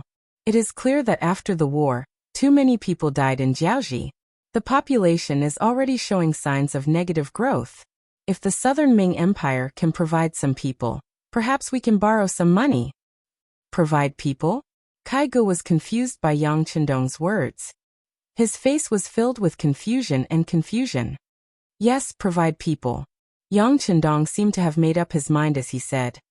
Nowadays, the Southern Ming Empire needs money to train the new army. However, money doesn't just fall from the sky. It's impossible for us to not have to pay anything and just talk about money without paying anything. On the surface, it seems that this duke is in charge of the Yang family bank. However, you should be able to guess that the mastermind behind all of this is the mercenary leader. Let's not talk about anything else. Just the goods that are selling everywhere are all produced by the mercenaries. I am just putting on an act and helping out a little. Yes, yes. Kaigu nodded his head continuously. Regarding the Yang family bank, the immortal abode in Baiming's capital, and the sky beyond heaven, the outside world had already come to a conclusion. They also believed that these achievements had nothing to do with Yang Chendong. After all, he was so young and the Yang family's background was so clean. How could so many good things suddenly appear in the world? There was only one explanation. There was someone else behind this, and this person was most likely the mysterious mercenary. Now that Yang Chendong had explained himself, the result was the same as everyone else's guess. It was no wonder that Kaigu kept nodding at this time to express his agreement. Seeing that Kaigu agreed with him, Yang Chendong knew that the matter was almost done. Striking while the iron was hot, he said, "Most of the money in the Yang family's bank is from mercenaries. If you want to borrow money from them, you will have to get their permission. In other words, you need to give them something that will satisfy them. If that's the case, the only thing you can offer is your large population. How about this? There's no need for any collateral. The Southern Ming Empire will provide the manpower, and will provide the money. Let's just do the transaction. Trading people? But I don't know what the rules are." Kaigu was a little confused by Yang Chendong's words, and his face was in a state of confusion. It must be said that there were indeed cases of human trafficking among the people. However, it was mostly due to the lack of servants in large families. Only then would they occasionally buy some. It was normal to say a dozen more, or a few less. The amount of money traded was also very limited. It could be as small as a few silver taels, or as large as a few hundred silver taels. But this time, the Southern Ming Empire needed tens of millions of silver taels. How many people would they need to buy? Seeing Kai Ji's doubts, Yang Chendong explained, "Human trafficking has been going on since ancient times. I don't think there's a need for me to say anything about it. The only problem with this transaction is that the Southern Ming Empire needs too much money. Naturally, the amount of people needed to be traded must be large. How about this? I will make the decision for the leader of the mercenaries, my brother. We will use 20 silver taels to buy a woman from our great Ming Empire. Children under 10 years old will be 15 silver taels. Elders over 50 years old will be 5 silver taels. Males between 14 to 40 years old will be 50 silver taels per person. As for how many people the Southern Ming Empire can provide, the mercenaries will pay the same amount of money. How about it?" After beating around the bush for a long time, Yang Chendong finally brought up the matter of him needing a large number of people in a very shady manner. The reason why he didn't bring up this matter at the start was because he was afraid that Kaigu would have other ideas. Like now, when the other party was at his wit's end, bringing up this kind of exchange condition would be more acceptable. As expected, Kaigu didn't think too much about it. On the contrary, he began to calculate the cost of this human trafficking transaction in his mind. Using 20 silver taels for a woman as an example, this kind of price wasn't considered very generous. After all, when some large families wanted to buy maidservants, they would often offer a higher price than this. However, the mercenaries wanted a large number of people. They weren't picky, especially in terms of appearance. This wasn't something that those large families could compare to. Since a woman was 20 silver taels, 10 of them would be 200 silver taels, 100 would be 2,000 silver taels, then what about 10,000? What about 100,000? Wouldn't that be 2 million taels? In addition to the elderly and children, 100,000 would be another 2 million taels. The existence of these people wouldn't be of much use to the great Ming Empire. On the contrary, their existence was mostly a waste of food. If these people could be thrown out, then wouldn't the Southern Ming Empire be able to save a lot of resources? Not to mention, a young man would be worth 50 silver taels. 100,000 people would be a total of 5 million taels. Speaking of which, what the Southern Ming Empire had the most right now was naturally the population. Especially with the Min King's rebellion, many refugees from Yunnan, Guangxi and Guangdong were heading towards Nanjing. On the way here, Kaiga saw countless refugees. With a rough estimate, the population was at least 1 to 2 million. If all these people were traded to the mercenaries, how much would it be worth? Wouldn't the money for the training of the new army be easily gathered? Not to mention that the mission would be completed. It would also reduce the pressure on the Southern Ming Empire. Wasn't this killing two birds with one stone? Presumably, after the mission was completed, the emperor would definitely look at him in a new light. The more he thought about it, the more excited Kai Ji's heart became. When he looked at Yang Chendong, there was a burning feeling in his eyes. Duke Zhongdan, I wonder if there is a limit to this transaction? There is no limit. It depends on how much money you need and how many people you can provide. Of course, there's one thing that needs to be said, and that is that we won't force you to buy them.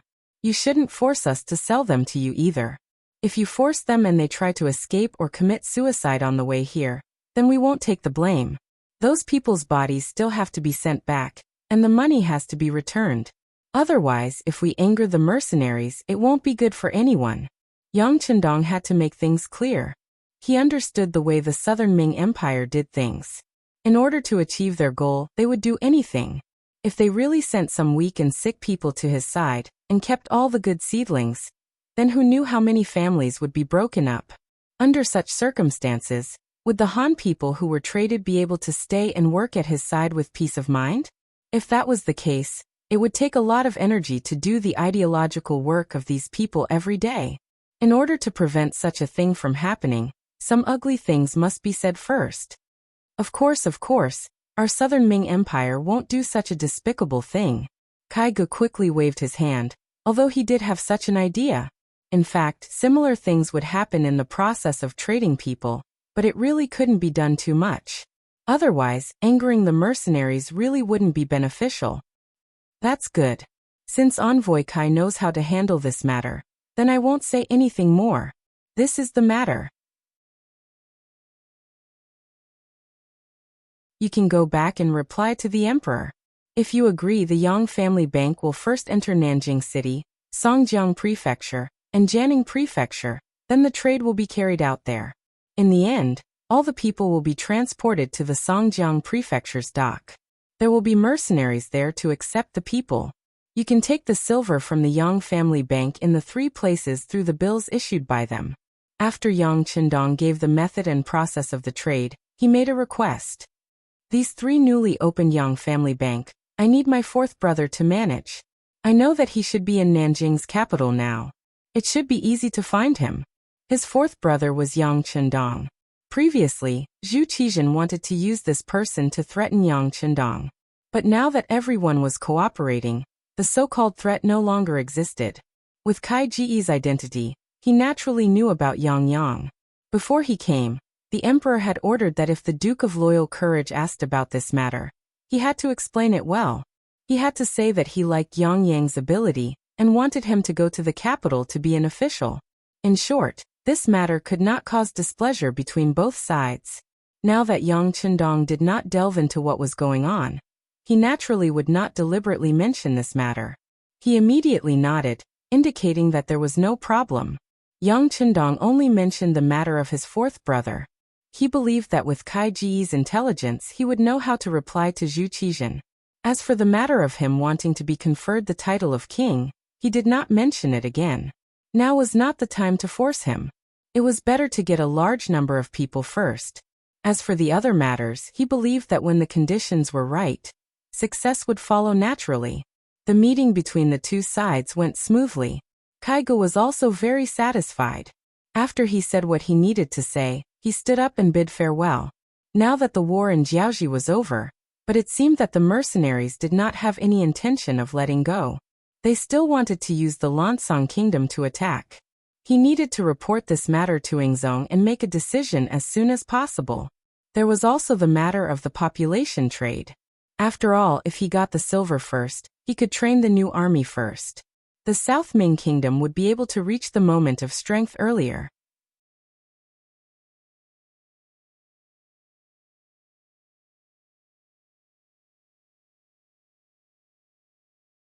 Chapter 540. Kaigo, who knew that there was no time to lose, packed up his luggage after leaving Yang Chendong's residence. In less than half an hour, he left Shiyu City and went straight back to Nanjing.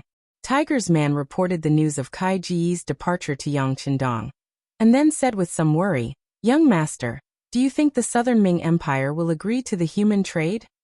"They will, they have no choice now. Besides, there are wars everywhere, and now there are many refugees. They are still worried about how to solve this matter. We have given them such a gap, they will definitely take advantage of it," Yang Chendong said confidently. It was no wonder that he would be so confident. At that time, the idea of people-oriented did not penetrate deep into people's hearts, and no emperor would really pay much attention to it. It was nothing more than when there was no conscription, there would be a shortage of people. As for normal times, there wouldn't be so many people thinking about it. Moreover, the Great Ming Empire had just experienced its heyday, and the population was more than 60 million. This time, it was just a transaction of 100,000 people. It was really not a big deal. Inform everyone that the Yang Family Bank is ready to enter Nanjing, Songjiang, and Jianing. In addition, inform Qiqian City to prepare enough silver. If there is not enough silver when the transaction is done, it will be a joke. Yang Chendong gave an order to Tiger's man. The bank was newly established, and the silver reserves were naturally needed. However, relying on the Baimingyang Family Bank was obviously not enough to support the overall situation. Fortunately, Qiqian City had already accumulated a lot of gold and silver. Not to mention how much profit the Navy could make from controlling this sea area. The advanced products produced by the factories were in short supply once they were shipped out, and they could all be sold at a high price. How could there be a shortage of silver? Tiger's man left, leaving Yang Chendong standing in the yard with an indifferent expression. This human trade was originally part of his plan, but he hadn't figured out how to do it. Kai Ji's appearance gave him a chance to do it openly. It could be imagined that once there were enough Han people, the road of expansion could continue. Otherwise, they could only fight for the country and not defend it. This kind of expansion would lose its meaning. Of course, it would take some time for the human trafficking to be completed. What he needed to do now was to settle the matter in Jiaoji, how to stabilize the hearts of the people, and how to make this place a bridgehead for the mercenaries to attack and retreat was the focus of the recent work. Call Kongjia and Songjia here. Yang Chendong thought about the importance of talents, so he thought of the two political commissars. Yes. Beta Persei responded and turned to leave. Only Yang Chendong's figure was left in the courtyard, standing between heaven and earth. With the arrival of the mercenaries and 45,000 educated youths, the situation in Shiyu City had undergone earth-shattering changes. The streets were much cleaner than usual. There were more shops in the city that could be freely traded. The granaries in the city were also completely opened, allowing the people to trade freely. There were many more patrolling soldiers on the streets to ensure the stability of law and order.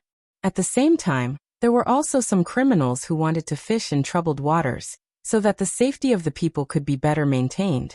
To be able to restore the city that was originally damaged by the war, especially the destruction caused by the mortar shells, in such a short period of time, it was naturally beneficial to the joint efforts of everyone. Among them, the two political commissars who were in charge of political work were especially important. Under Yang Chendong's request, the political workers not only needed to be able to stabilize the morale of the army during wartime, but also needed to display their unique abilities in the city's construction. In this regard, Kang Jie and Songjia did very well.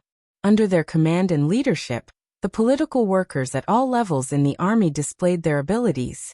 Shiyu City could be said to be changing every day.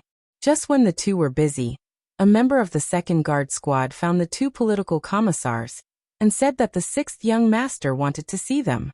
The members of the guard squad had long been in the eyes of the officers at all levels, so they naturally recognized them.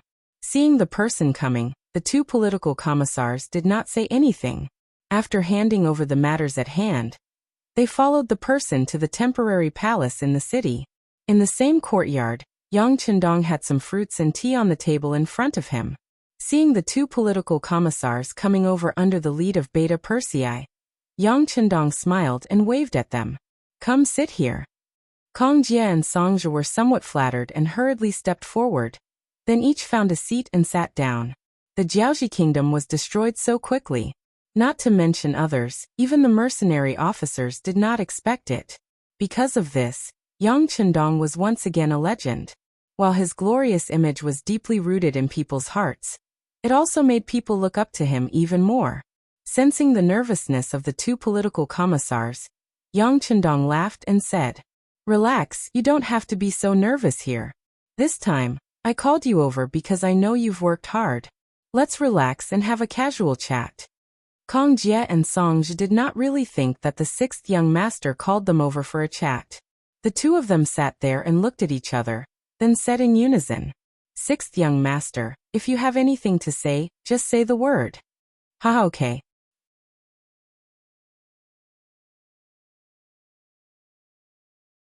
Seeing that the two political commissars knew that he had something to say to them, Yang Chendong smiled, then got up and poured a cup of tea for each of them. His attitude made the two of them stand up immediately. To be able to have the sixth young master pour tea for them, this treatment was too good. The two of them felt uneasy. Fortunately, Yang Chendong quickly explained the reason for calling them over. "The two of you have worked hard during this period of time, and your work has been very effective. However, even though we have conquered Jiaoxi, this is only the first step. How to govern this place and let the people here get used to our governance is the most important thing. How about it? Have the two of you ever thought of quitting the military and staying here to govern?" Yang Chendong chuckled. He was ready to appoint generals. People say that it is easier to conquer a country than to defend it. The current Jiaoxi was facing such a problem. It was impossible for the mercenaries to stay here for too long. They had too many things to do. Therefore, in the future, this place would have to be independent. Even though the Jiaoxi mercenaries and the natives of Jiaoxi like Hong Jin, Chen Di, and Ruan Chunqing were in charge, Yang Chendong wouldn't be at ease if he didn't leave his own people behind. The reason he called the two of them over was obviously to choose one of them and leave one of them behind to govern Jiaoxi. Yang Chendong had quite a number of generals under his command. After training and systematic learning, many of them had the ability to lead an army and fight on their own. However, in comparison, he had enough generals, but not enough civil officials. There were even fewer civil officials who could govern a place. After much consideration, Yang Chendong set his sights on the two political commissars, Kang Jie and Songjia. After a period of observation, the performance of these two people was very good, so Yang Chendong could rest assured and entrust them with heavy responsibilities. In fact, he could have ordered one of them to stay behind, but he didn't do so. He wanted to see what they wanted to do. After all, nothing forcibly done was worth it. The two of them didn't expect the sixth young master to call them over for this. Caught off guard, the two of them hesitated. As the political commissar of the 1st Regiment, it was rare for him to lead an army alone. However, he was still one of the commanding officers of the 1st Regiment. Furthermore, he had such a powerful mercenary army. When he fought a battle, it was truly a pleasure to him. Moreover, with such a modern army under his command, he would be able to contribute a lot to the war. If they were to withdraw from the army now, it would be equivalent to giving away a lot of their contributions. This made them somewhat reluctant. Besides, they could tell that the destruction of Jiaoxi was only the result of the mercenary army's initial efforts.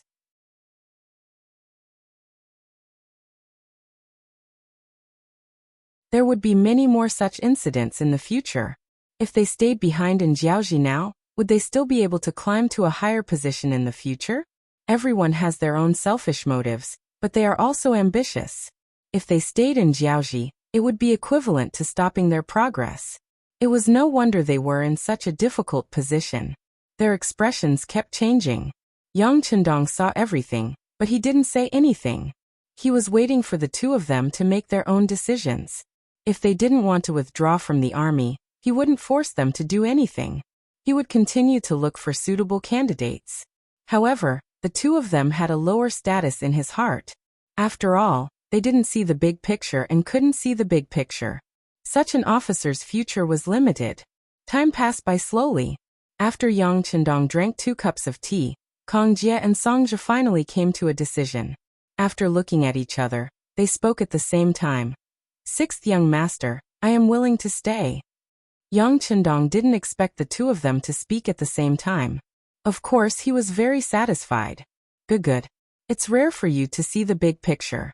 Since that's the case. Yang Chendong's gaze lingered between Kong Jie and Song Jie. He looked at Kong Jie and Song Jie and said, "Song Jie will stay. Other than the 30,000 Jiaoji mercenaries, I will leave you with a platoon of Lung Feng and 2 battalions of auxiliary soldiers. Also, if you have any other requests, feel free to state them." Choosing Song Jie over Kong Jie was naturally because the former was only a political commissar of the auxiliary army. Compared to political work, Kong Jie was obviously better. Therefore, Yang Chendong had long wanted Song Jie to stay in the company. Since Kong Jie had taken the initiative to ask for it, he decided to make the decision.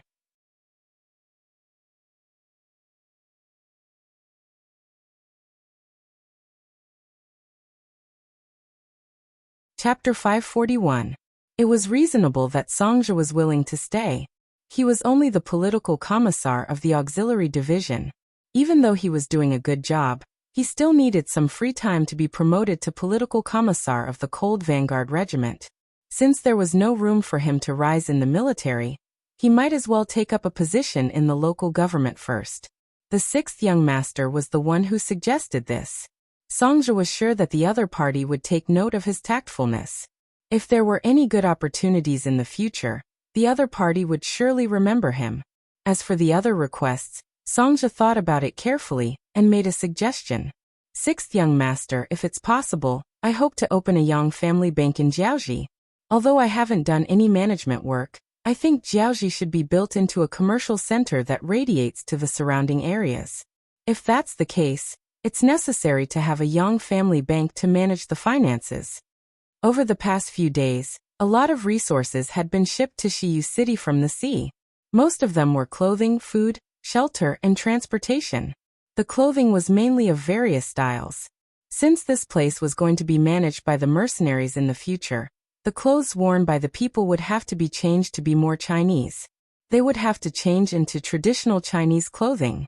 At the very least, they would have to change from a visual perspective. Fortunately, the garment factory in Qiqian City had expanded in scale.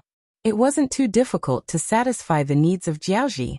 As for the food, it was naturally a large amount of potatoes. Even though it was a little boring to eat them all the time, it was enough to satisfy one's hunger. A person would only have the energy to do more things after eating a full meal. As long as they could endure this period of time, more land in Jiaoji would be developed. With more land, not only would they be able to be self-sufficient in terms of food, they might even be able to supply other places. As for the living, it was even simpler. They would have to build more houses. Qiqian City would provide some cement. In addition, there were many mountains, forests, and trees in the vicinity of Jiaoji. Building more houses wouldn't be a problem. The last line was related to the problem of road construction. After all, there was a limit to the production of cement. Therefore, they would first have to level the roads between the cities. Then, a cement factory would be built in Jiaoji. Slowly, the main road here would be paved with cement. With the development of transportation, there was naturally no problem for commerce to flourish. Yang Chendong had already made certain arrangements before entering Jiaoji. Now he just had to do things step by step. Song Jie, who knew a little about these things, only needed to follow the plan. However, before the troops and horses were mobilized, the provisions had to be mobilized first. In order to build a place, the most important thing was money. That was why he proposed to set up a young family bank here. As long as there was a bank, the initial funds could be operated in the form of loans. When there was money in the future, it could be slowly repaid. Sure. Yang Chendong nodded and agreed after Songzhi finished speaking. Setting up a young family bank in Jiaoji was part of his plan. Even if Songzhi didn't mention it, he would have arranged for someone to do it. Then I have no further questions. Songzhi quickly nodded. Since the sixth young master had already arranged everything, there wasn't much for him to consider. As for whether he would encounter problems in his work in the future, he would just have to deal with them when he encountered them. Good.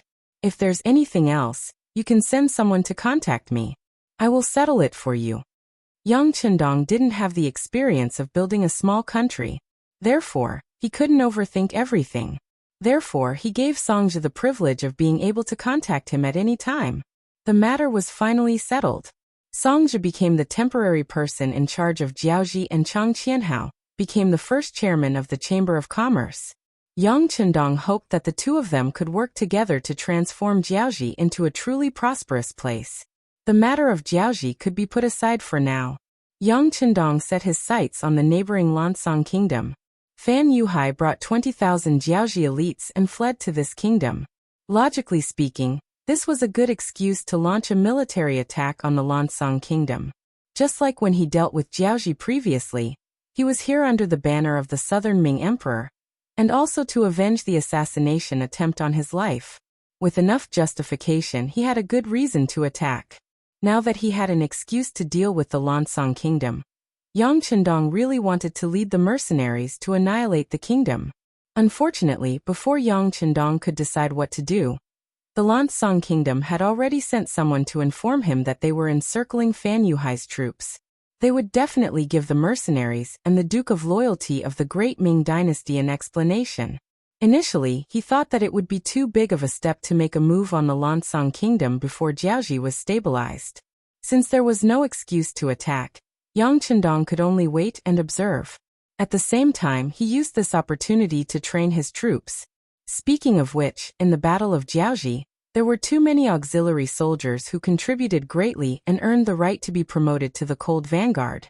At the same time, there were also many temporary auxiliary soldiers who performed well and earned the right to be promoted to auxiliary soldiers. Now the military was focused on this matter.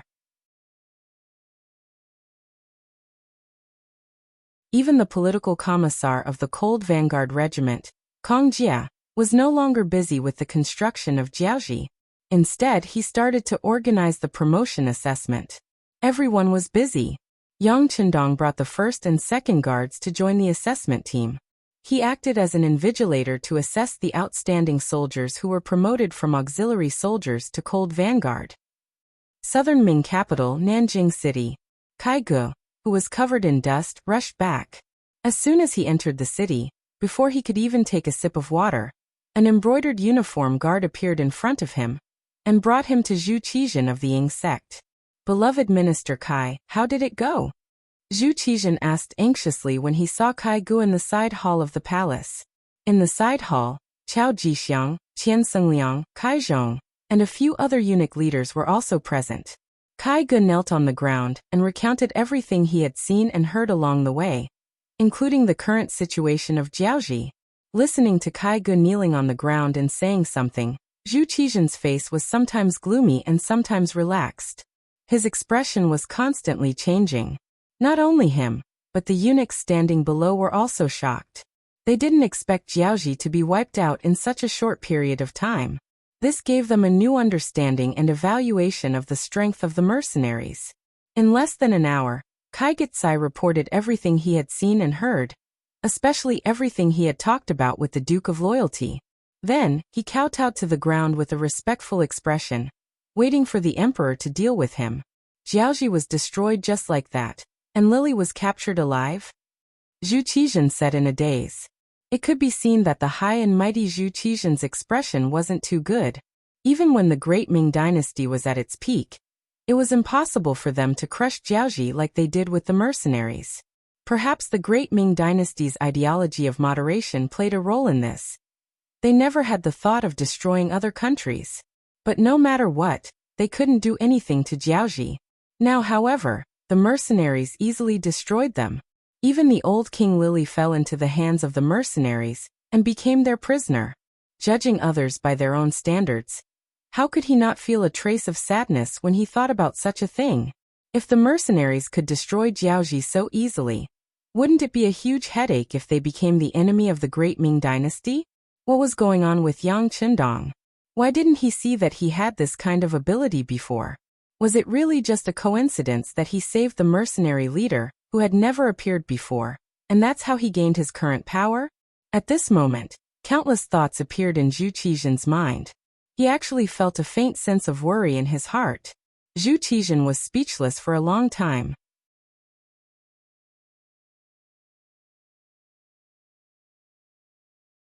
Chao Jixiang, who was at the side, saw this and guessed the reason. This was also a skill of the head eunuch. If he couldn't guess the emperor's thoughts, he wouldn't be far from being marginalized. In the eyes of the eunuchs, the emperor was their sky and their earth. Naturally, no accidents could happen to him. Chao Jixiang only hesitated for a moment before advising.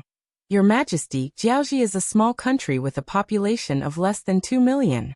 Compared to the great Ming dynasty, its cities are like fireflies competing with the bright moon.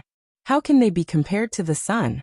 Even if the mercenaries came to occupy our great Ming dynasty, they wouldn't have the strength to do so. It's just that the mercenaries reminded us that we have to become stronger ourselves. The first part of his words was to enlighten Zhu Qizhen, while the latter part was hinting at him. Sadness wouldn't solve the problem.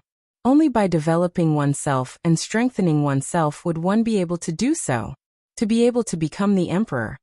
One's wisdom was naturally not something ordinary people could compare to. Just now, he couldn't think straight, which was why he revealed a worried expression. Now that he heard Chao Jixiang's reminder, he thought about his own advantage. If he had to make an analogy, they were like an elephant and the mercenaries were like a poisonous snake. No matter how big the other party's appetite was, they wouldn't be able to swallow him in one gulp. That would only cause indigestion. Otherwise, when he dealt with the Huang bandit army, wouldn't he have taken the opportunity to do something to the southern Ming dynasty? However, they didn't. This was already very clear. Of course, the other party's strength could increase at any time. If he couldn't grasp this opportunity to help the southern Ming dynasty rise, then it would be hard to say what would happen in the future. Zhu Qizhen, who had made up his mind to become stronger, seemed to be filled with energy at this moment. Looking at the kneeling Kai Ge, he said, "Dear Minister Kai, please repeat the conditions that the Duke of Loyalty and Courage mentioned."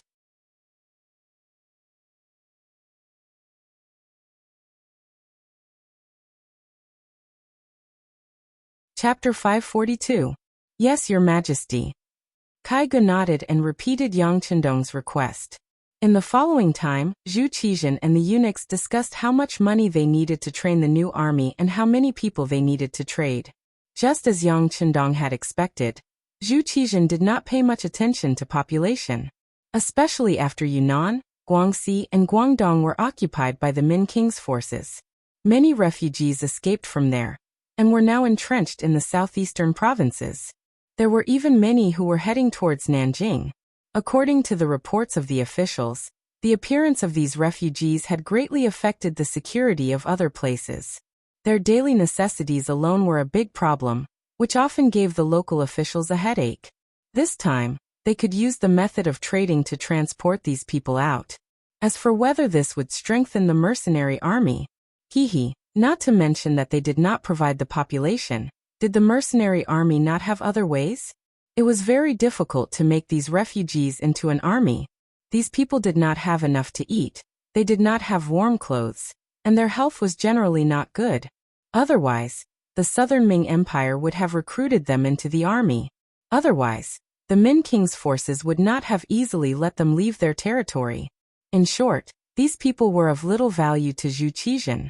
Most of them were even burdens. It was a good opportunity to give them to the mercenary army and let them have a headache.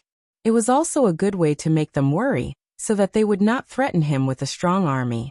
After thinking it through, Zhu Qizhen began to order the 3 eunuchs to count the refugee population. According to him, other than those young people with strong bodies and beautiful young women, the rest of the refugees could be used for trading. If they could exchange a large amount of money, the Southern Ming Empire would have the strength to train the new army and strengthen themselves. The number of refugees had already been reported by the local officials. The number of refugees had reached 5 million. Most of them were refugees from Guangdong. Because they had been prepared for the arrival of King of Min's forces in Guangdong, they only got some fields and houses, but very few people. The number of refugees in Guangdong alone had reached nearly 3 million. Among the 5 million people, the ratio of women and men was almost equal, each taking up a third. The ratio of old people and children was also almost equal, each taking up a sixth. With this calculation, a rough result could be obtained from the accounts. The women had about 1.5 million, each 20 taels of silver, which was 30 million taels of silver. The old people had about 900,000, each 5 taels of silver, which was 4.5 million taels of silver. The children had about 900,000, each 15 taels of silver, which was 13.5 million taels of silver.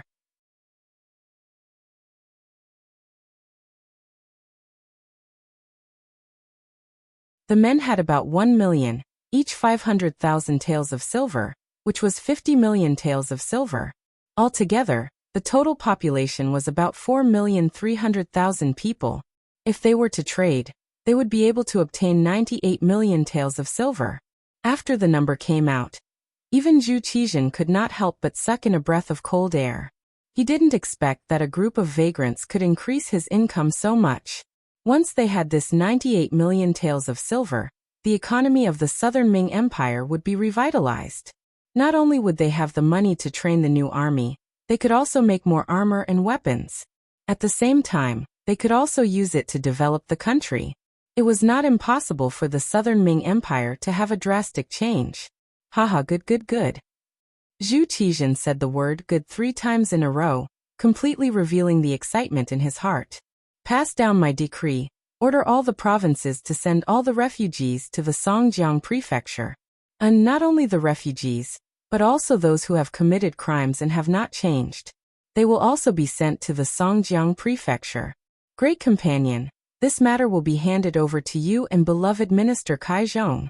That's right, don't forget about the Yang family's 4th brother. Immediately remove the surveillance on him, and let him quickly contact the Yang family bank. Tell him the specific amount of money we can trade.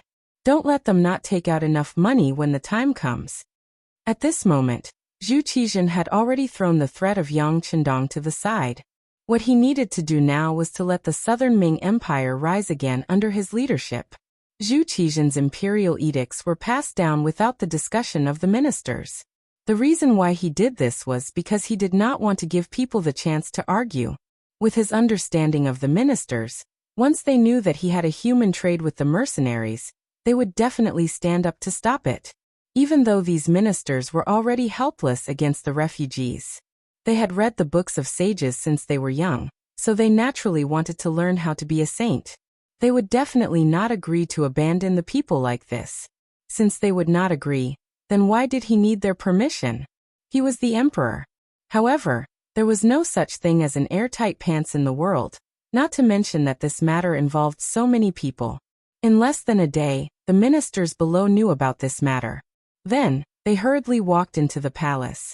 Needless to say, they were here to persuade him. Regarding this, Zhu Qizhen was already prepared. He used his body as an excuse and refused to meet anyone. As for whether they would make a fuss when they did not see him, it was up to them.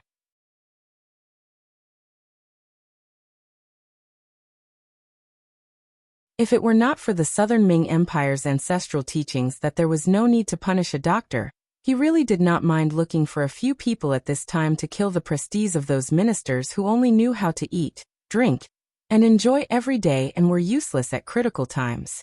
After the imperial edict was passed down, the first to benefit was naturally the Yang family's 4th master, Yang. He was originally staying in Jianing Prefecture. Suddenly, a group of embroidered uniform guards came and took him away from the Yang family's ancestral home without any explanation. This scene was seen by many people at that time. Originally, Jiangning Prefecture's magistrate, Li Daotong, wanted to stop it because he knew that this person was the brother of the Duke of Loyal and Courageous. Once something happened in his territory, how could he get away with it? However, when he appeared with a group of magistrates and saw that they were all embroidered uniform guards wearing flying fish robes, black gauze hats, imperial belts, and embroidered spring sabers at their waists, he immediately became terrified. These were all the emperor's people. If he dared to stand out and say half a word, he was afraid that he would be arrested together with them. Seeing that Li Daotong did not even dare to breathe loudly, Yang did not blame him. In fact, he had already prepared for this scene in front of him. He had always heard about some of the things that his sixth brother had done. His achievements were so great that the Yang family would be implicated sooner or later. Therefore, along the way, Yang did not shout or make a fuss. He just followed the embroidered uniform guards and left Jiangning Prefecture. His cooperation also saved him from physical pain. Not long after leaving Jiangning, another group of embroidered uniform guards came and announced that this time, it was Emperor Yingzong who invited him to Nanjing to be an official. With the arrival of these embroidered uniform guards, his treatment also improved. At least, no one gave him any face in front of his face. As soon as he entered Nanjing, he was placed in a small courtyard and detained. Although his personal freedom was not restricted, and no one would stop him even if he wanted to go out shopping, there were always embroidered uniform guards following him. However, there were always some embroidered uniform guards following him, which made him realize that he was being watched. Thinking about it, the reason why these people did not make a move on him was probably because his sixth brother's power was flourishing. Before things were settled, they did not want to anger his sixth brother. Just like this, less than 20 days later, an imperial edict suddenly appeared in front of him. He was specially appointed by Emperor Yingzong as the general representative of the Yang family bank in southern Ming. For a time, all the embroidered uniform guards around him withdrew.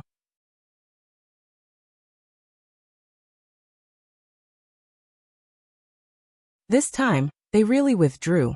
No one came to monitor him. He, who had just regained his freedom, saw the current head of the eunuchs, Chao Jixiang, appear in front of him. First, he comforted him for a while. Then, he talked about the problem of the population trade between southern Ming and the Duke of Zhongdan. He also asked him to quickly choose a location in Nanjing, Songjiang Prefecture, and Jiangning Prefecture, and then raise money. Although it was mostly used to describe women, it could also be used to describe Yang's current situation. Just as Chao Jixiang left with his people, a platoon of cold soldiers appeared in front of him. The person leading them was the platoon leader, Silver Tiger.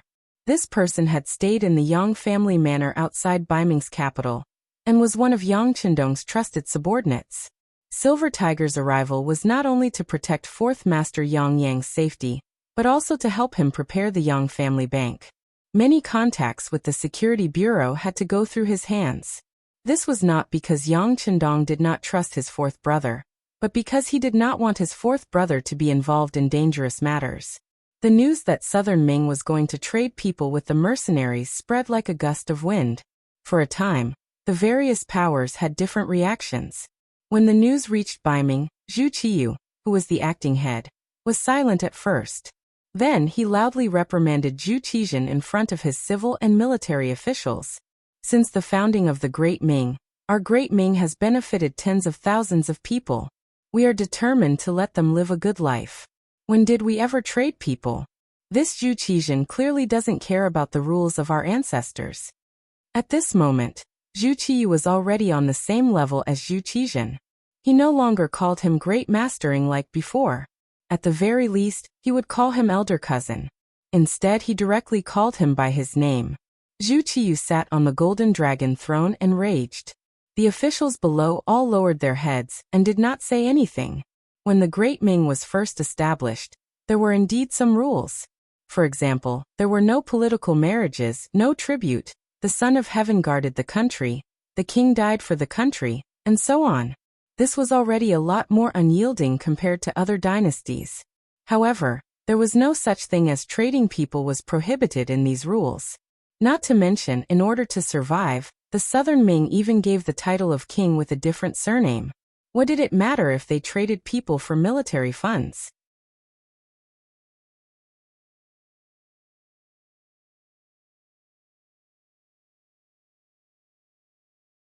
Chapter 543. It was said that Southern Beiming was of the same origin, but in reality, they were already two different countries. What would Southern Ming do? How could they still care about Beiming's attitude? All of the courtiers were clear about this matter, so no one would foolishly accuse him of anything. They would just let the emperor vent his dissatisfaction. Not to mention, they didn't know whether this dissatisfaction was due to jealousy. Perhaps Daizong also wanted to trade with the people to get some money to spend. After all, who would complain about having more money in the national treasury? Although Beiming had already started paying business taxes, Just Immortal Abode, Sky Beyond Heaven, and Yang Family Bank paid a lot of business taxes every month. Now they were also doing business with Walla. Beiming was heavily taxed. This made Beiming's national treasury much more abundant than Southern Ming's. It was just that during this period of time, because of the development of the cannons and guns, they had spent quite a lot of money. More importantly, the progress was still very slow. Based on the current speed, it was unknown how much money they would have to invest in order to achieve results.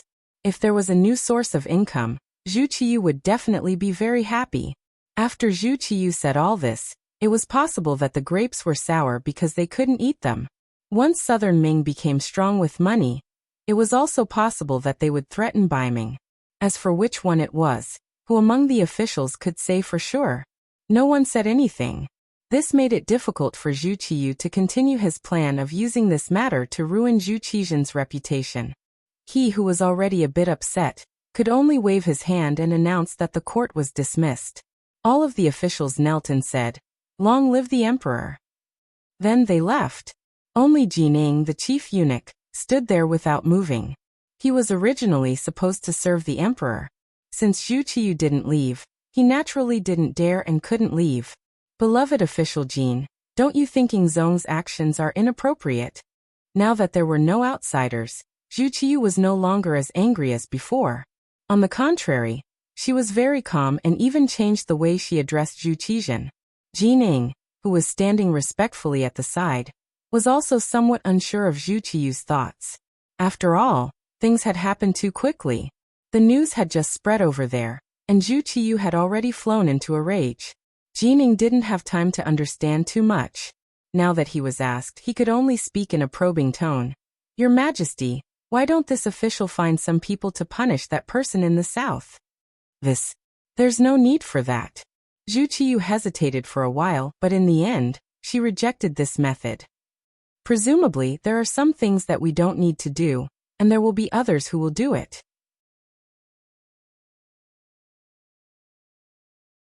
After all, there is no lack of scholars who call themselves saints in the world, so we don't need to get involved. I'm just curious. Why do the mercenaries need so many people? Your subject has heard some rumors. It is said that the mercenaries are engaged in various business transactions on the sea, including human trafficking. It was said that there were some places overseas that were vast but sparsely populated, so some people wanted to move some people there to grow food. Of course, this is just what this official has heard, and there is no proof. As the emperor's personal servant, the most important job was to relieve the emperor's worries, so she had to know all kinds of news. Just like what she had just said, it was a piece of news reported by a little eunuch before the court. Of course, Jining didn't know that this news was originally deliberately spread by Yang Chendong on behalf of the Security Bureau. He was just trying to confuse the public. Anyway, it was just a rumor, so it didn't take much effort. As for whether others believed it or not, it didn't matter so much. Overseas, that's quite possible. Zhu Qiyu nodded gently after hearing this. Because she didn't know, she had no right to speak. The Great Ming Dynasty had been forbidden from going to the sea for many years. Regarding the matters overseas, she had only heard about it from the elders. As for the specifics, her impression was very vague. Therefore, since she didn't know the situation outside the sea, Zhu Qiyu didn't express any opinions on this matter. Instead, she suddenly changed the topic and asked, "Beloved official Jean, how many families are there in Baiming now, and how many idle people are there?" Jining was still thinking about why she didn't take advantage of this opportunity to criticize the Southern Ming Emperor, Zhu Qizhen. When she suddenly heard Zhu Qiyu's question, it was as if a huge thunderbolt flashed in her mind. She immediately understood the meaning of her master's words. It seemed that she also intended to follow suit. Ever since Zhu Qiyu ascended to the throne, she vigorously encouraged the people to have more children and increase the population. The results were quite good. With the emergence of a high-yield domestic crop like potatoes, and the fact that Baiming originally didn't have as much territory as the Southern Ming dynasty, it was normal for her to do this. It could be imagined that if this continued, in a dozen years, the population of Baiming would greatly increase. If she could use these people to trade for silver to develop Baiming, it could be considered a path to advancement. As for why Zhu Qiyu didn't do this now, it was clear that she wanted to see how the wind would blow and how much resistance there would be. This was also why Zhu Qiyu didn't arrange for people to criticize Zhu Qizhen. After thinking through everything, Jining only hesitated for a moment before replying. "Your Majesty, the Southern Ming dynasty has just experienced internal strife and war, so there are more refugees. However, we have always been peaceful here and don't have that many idle people. Of course, there are still quite a few of them in the prison. They are all criminals who committed crimes during the rebellion in the capital. If we were to gather them together, we would be able to gather 50,000 of them. Most importantly, they are mostly adult men." The last sentence was to tell, or perhaps remind Zhu Qiyu, that although there weren't many idle people, they were the most valuable people. One person could be exchanged for 50 taels of silver. 50,000 people would be 2,500,000 taels of silver. Yes, we still have to deal with the matter of public order. It's true that we don't have internal strife in Baiming, but we have to take precautions. It was clear that Zhu Qiyu wasn't very satisfied with the number of 50,000 taels. After all, it wasn't even 10 million taels of silver. The effect it could have was still too small. Hearing that they had to deal with public order, that meant that they had to punish more people. If that was the case, there would be more criminals in the future. Then they could make a large sum of money in transactions. Jining, who understood the emperor's meaning, quickly nodded and said, "Yes, I will discuss this matter with Minister Su of the Ministry of Justice." Good. He didn't say much and only nodded slightly. After all, as the emperor, he couldn't be too unsightly when eating. It could be said that Zhu Qizhen's actions had provoked Zhu Qiyu a little. He was worried that the Southern Ming dynasty would suddenly develop after obtaining large amounts of gold and silver. For this, he also needed to expand his financial resources. Otherwise, the strength of the two sides might develop in the wrong direction. However, no one would have thought that because of Zhu Qizhen's human trafficking, the public order in Baiming had improved greatly. Some of the Baiming men who usually stole chickens and dogs and committed crimes were often thrown into jail because of small crimes. Unless their families were willing to spend money to redeem them, no one else had any intention of letting them out. As these people were arrested, more people were alerted. The public order in the city and on the streets gave people a new feeling. Min Palace. Min King Zhu Huiping also received news about the human trafficking in the Southern Ming dynasty. Compared to Baiming's emperor, Zhu Qiyu, who wanted to wait and see, his attitude was much more direct. "Send someone to check if there are any homeless people who don't have enough to eat in our territory. Also, arrest those who should be arrested. Don't be polite." In addition, send someone to Jiaoji and contact the Duke of Zhongdan to see if he is interested in trading with us. Even though he knew that doing this would attract the reprimand and dissatisfaction of some so-called scholars and even old teachers, Zhu Huiping, who wanted to develop, didn't care so much. Originally, he and the Southern Ming dynasty had a hostile relationship. Now that the enemy had reached this step and the treasury was full, they were about to become stronger. Then why couldn't he also take advantage of this matter? However, Min King's faction was in the process of expansion and stabilization. They also needed a large number of people to farm or work. There really weren't any extra people. Alright, this wasn't a big deal.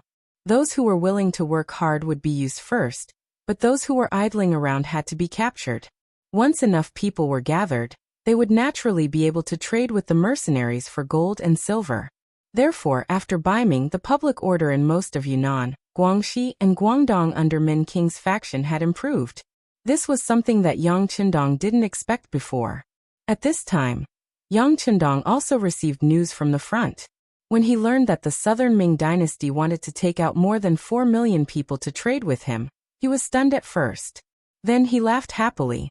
Originally, he thought that even if something as big as human trafficking could be done, because of the existence of those old teachers, there wouldn't be much success in the beginning. Even if Zhu Qizhen lacked money, he couldn't go too far in the environment where the Confucians were the center. It was just that he never thought that Zhu Qizhen would be so bold when doing things. He actually transacted more than 4 million people in one go. This was completely beyond his expectations, and he never thought that it would happen. Immediately send a ship to Qiqian City to inform Yu Qian. Tell him to send more silver. Also build more houses and prepare more clothes and food. Also, inform the Navy to prepare more transport ships, the more the better. Yang Qindong excitedly stood up and continuously gave orders to Tiger's Mane, who was standing at the side. Oh right, call Yang Sen over. This time, so many people came at once. It is impossible for the southern Ming dynasty to not arrange for spies. Tell him to arrange people to keep an eye on suspicious people. Don't let the situation in Qiqian City be exposed. Yang Qindong thought for a while and added.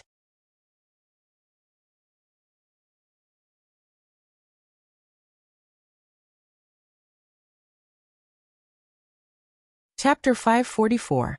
This time, there were more than 4 million people involved in the transaction.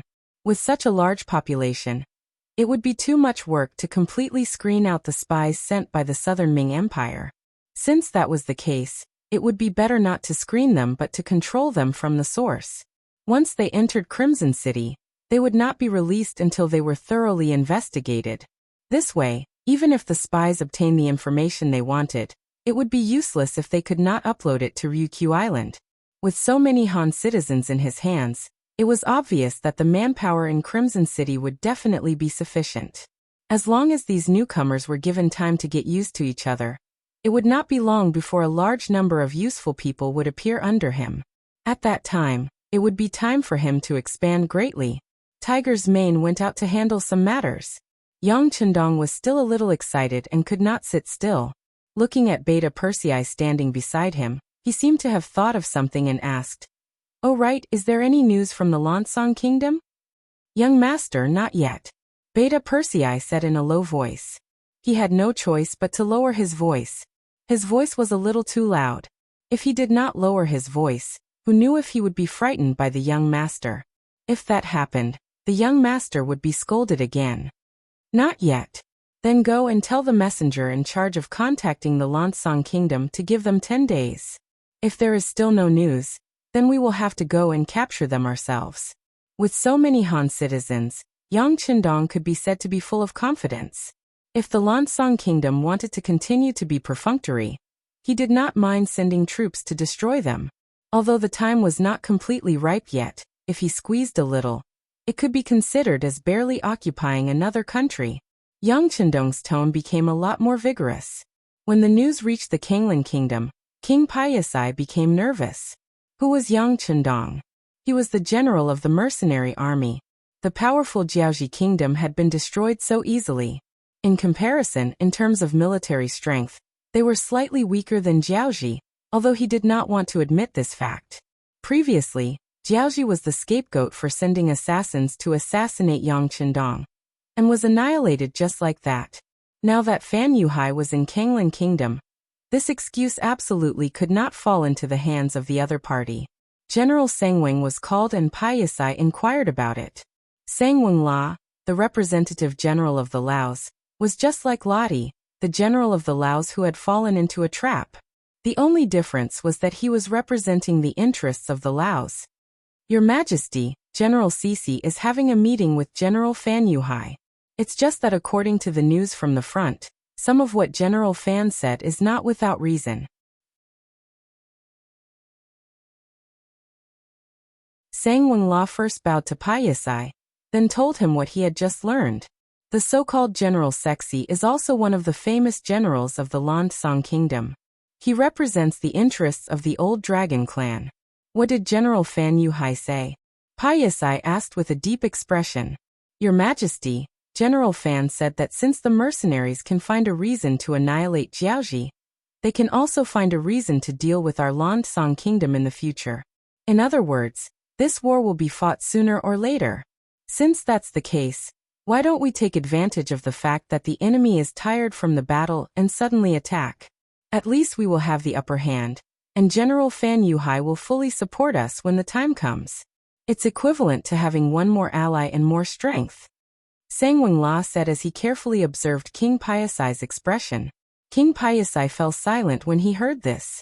How could he not know this? In the words of the Han people, this was called, without the lips, the teeth would feel cold. However, the mercenaries were pressing him. If he did not hand over Fan Yuhai, he would be in trouble. The current Lan Kingdom was not ready for war yet. Especially after the defeat of General Ladi's 100,000 soldiers, the entire kingdom was afraid of war when the mercenaries were mentioned. If they did not get rid of this fear, how could they fight the next war? Seeing Paiyasai standing there in silence, Sang Wenla spoke softly. Sang Wenla, who was watching from the side, whispered, Your Majesty, why don't we tell the mercenaries that Fan Yuhai escaped with his soldiers and we didn't catch him? This way, at least on the surface, they will not be able to find trouble with us. Unless they want to deal with us in the first place, then there is no need for a reason at all. Is that okay? Paiyasai asked without confidence. Why not? To put it bluntly, we are already giving them face by doing this. We are not a vassal state of the mercenaries. Why do we have to listen to them? We have already done our part by giving them a way out. Again, unless they really want to be our enemy, then no matter what we do, we will not be able to avoid a war. On the other hand, if they don't intend to use force against us, they won't make things difficult for us over this matter. After all, they are still 20,000 soldiers, and they are the most elite soldiers of Jiaoji. They are a force to be reckoned with, Sang Wenla said with a confident look on his face. In fact, since the mercenaries sent people to ask about Fan Yuhai, the relationship between the two sides became tense. Everyone knew that there would be a war between them sooner or later. It was just that the result of this war was sooner or later. Since that was the case, there was no need to make any concessions. At most, they would just fight. At least if they fought now, they would have 20,000 more soldiers.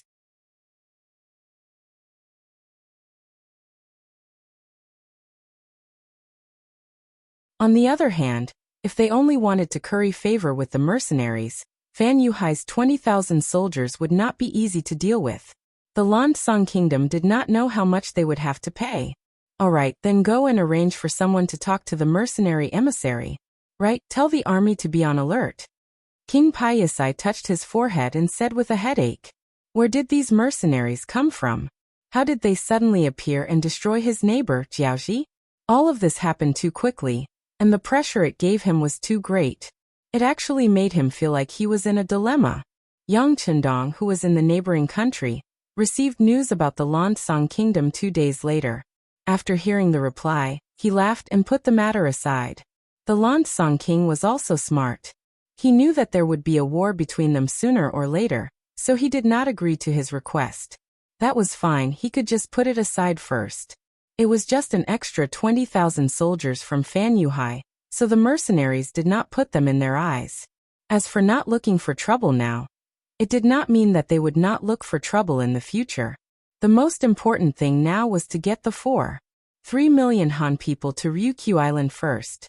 Yang Chendong retracted his gaze from the Lan Kingdom, and even called back the representative he had sent. He ordered the Security Bureau to send back the news from the Songjiang Prefecture of the Southern Ming Empire in a timely manner. After requesting an update every day, he placed all his attention on the integration of the army. After the destruction of the Huang bandits and the Battle of Jiaoji, the 2nd Regiment of the Cold Front and a few auxiliary battalions had expanded to more than 10,000 people. After the accumulation of military achievements and the improvement of personal military qualities, The auxiliary soldiers had the opportunity to become cold front soldiers. After the various tests began, more and more people with the ability to pass the test joined Lung Feng's team. The auxiliary soldiers' assessment to become cold front soldiers was given to the 2nd Regiment Commander Luo Pu and Political Commissar Kong Jia. Yang Chendong's main focus was on the officers' assessment. One of the most important points was the establishment of the 3rd Regiment of the Cold Front. Yes, now that the 3rd Regiment of the Cold Front, 3 battalions and a regiment, a total of 1,300 people, had been established, it was time to choose a new regiment commander. There were 3 candidates for the position of regiment commander. They were the original 1st Battalion Commander Wuxia, 2nd Battalion Commander Chen Bo, and 3rd Battalion Commander Kong Chuanxin. Whether it was the destruction of the Huang bandits or the Battle of Jiaoji, the 3 battalion commanders had performed well. If not for the fact that the cold front was not strong enough, all 3 of them would have had the qualifications to be regiment commander. However, since the 3rd Regiment of the Cold Front was newly established, there was only one position for regiment commander. Naturally, it was impossible for all 3 of them to be regiment commanders. In the end, Yang Chendong made some choices and balanced them out, promoting the 3 battalion commanders to different degrees.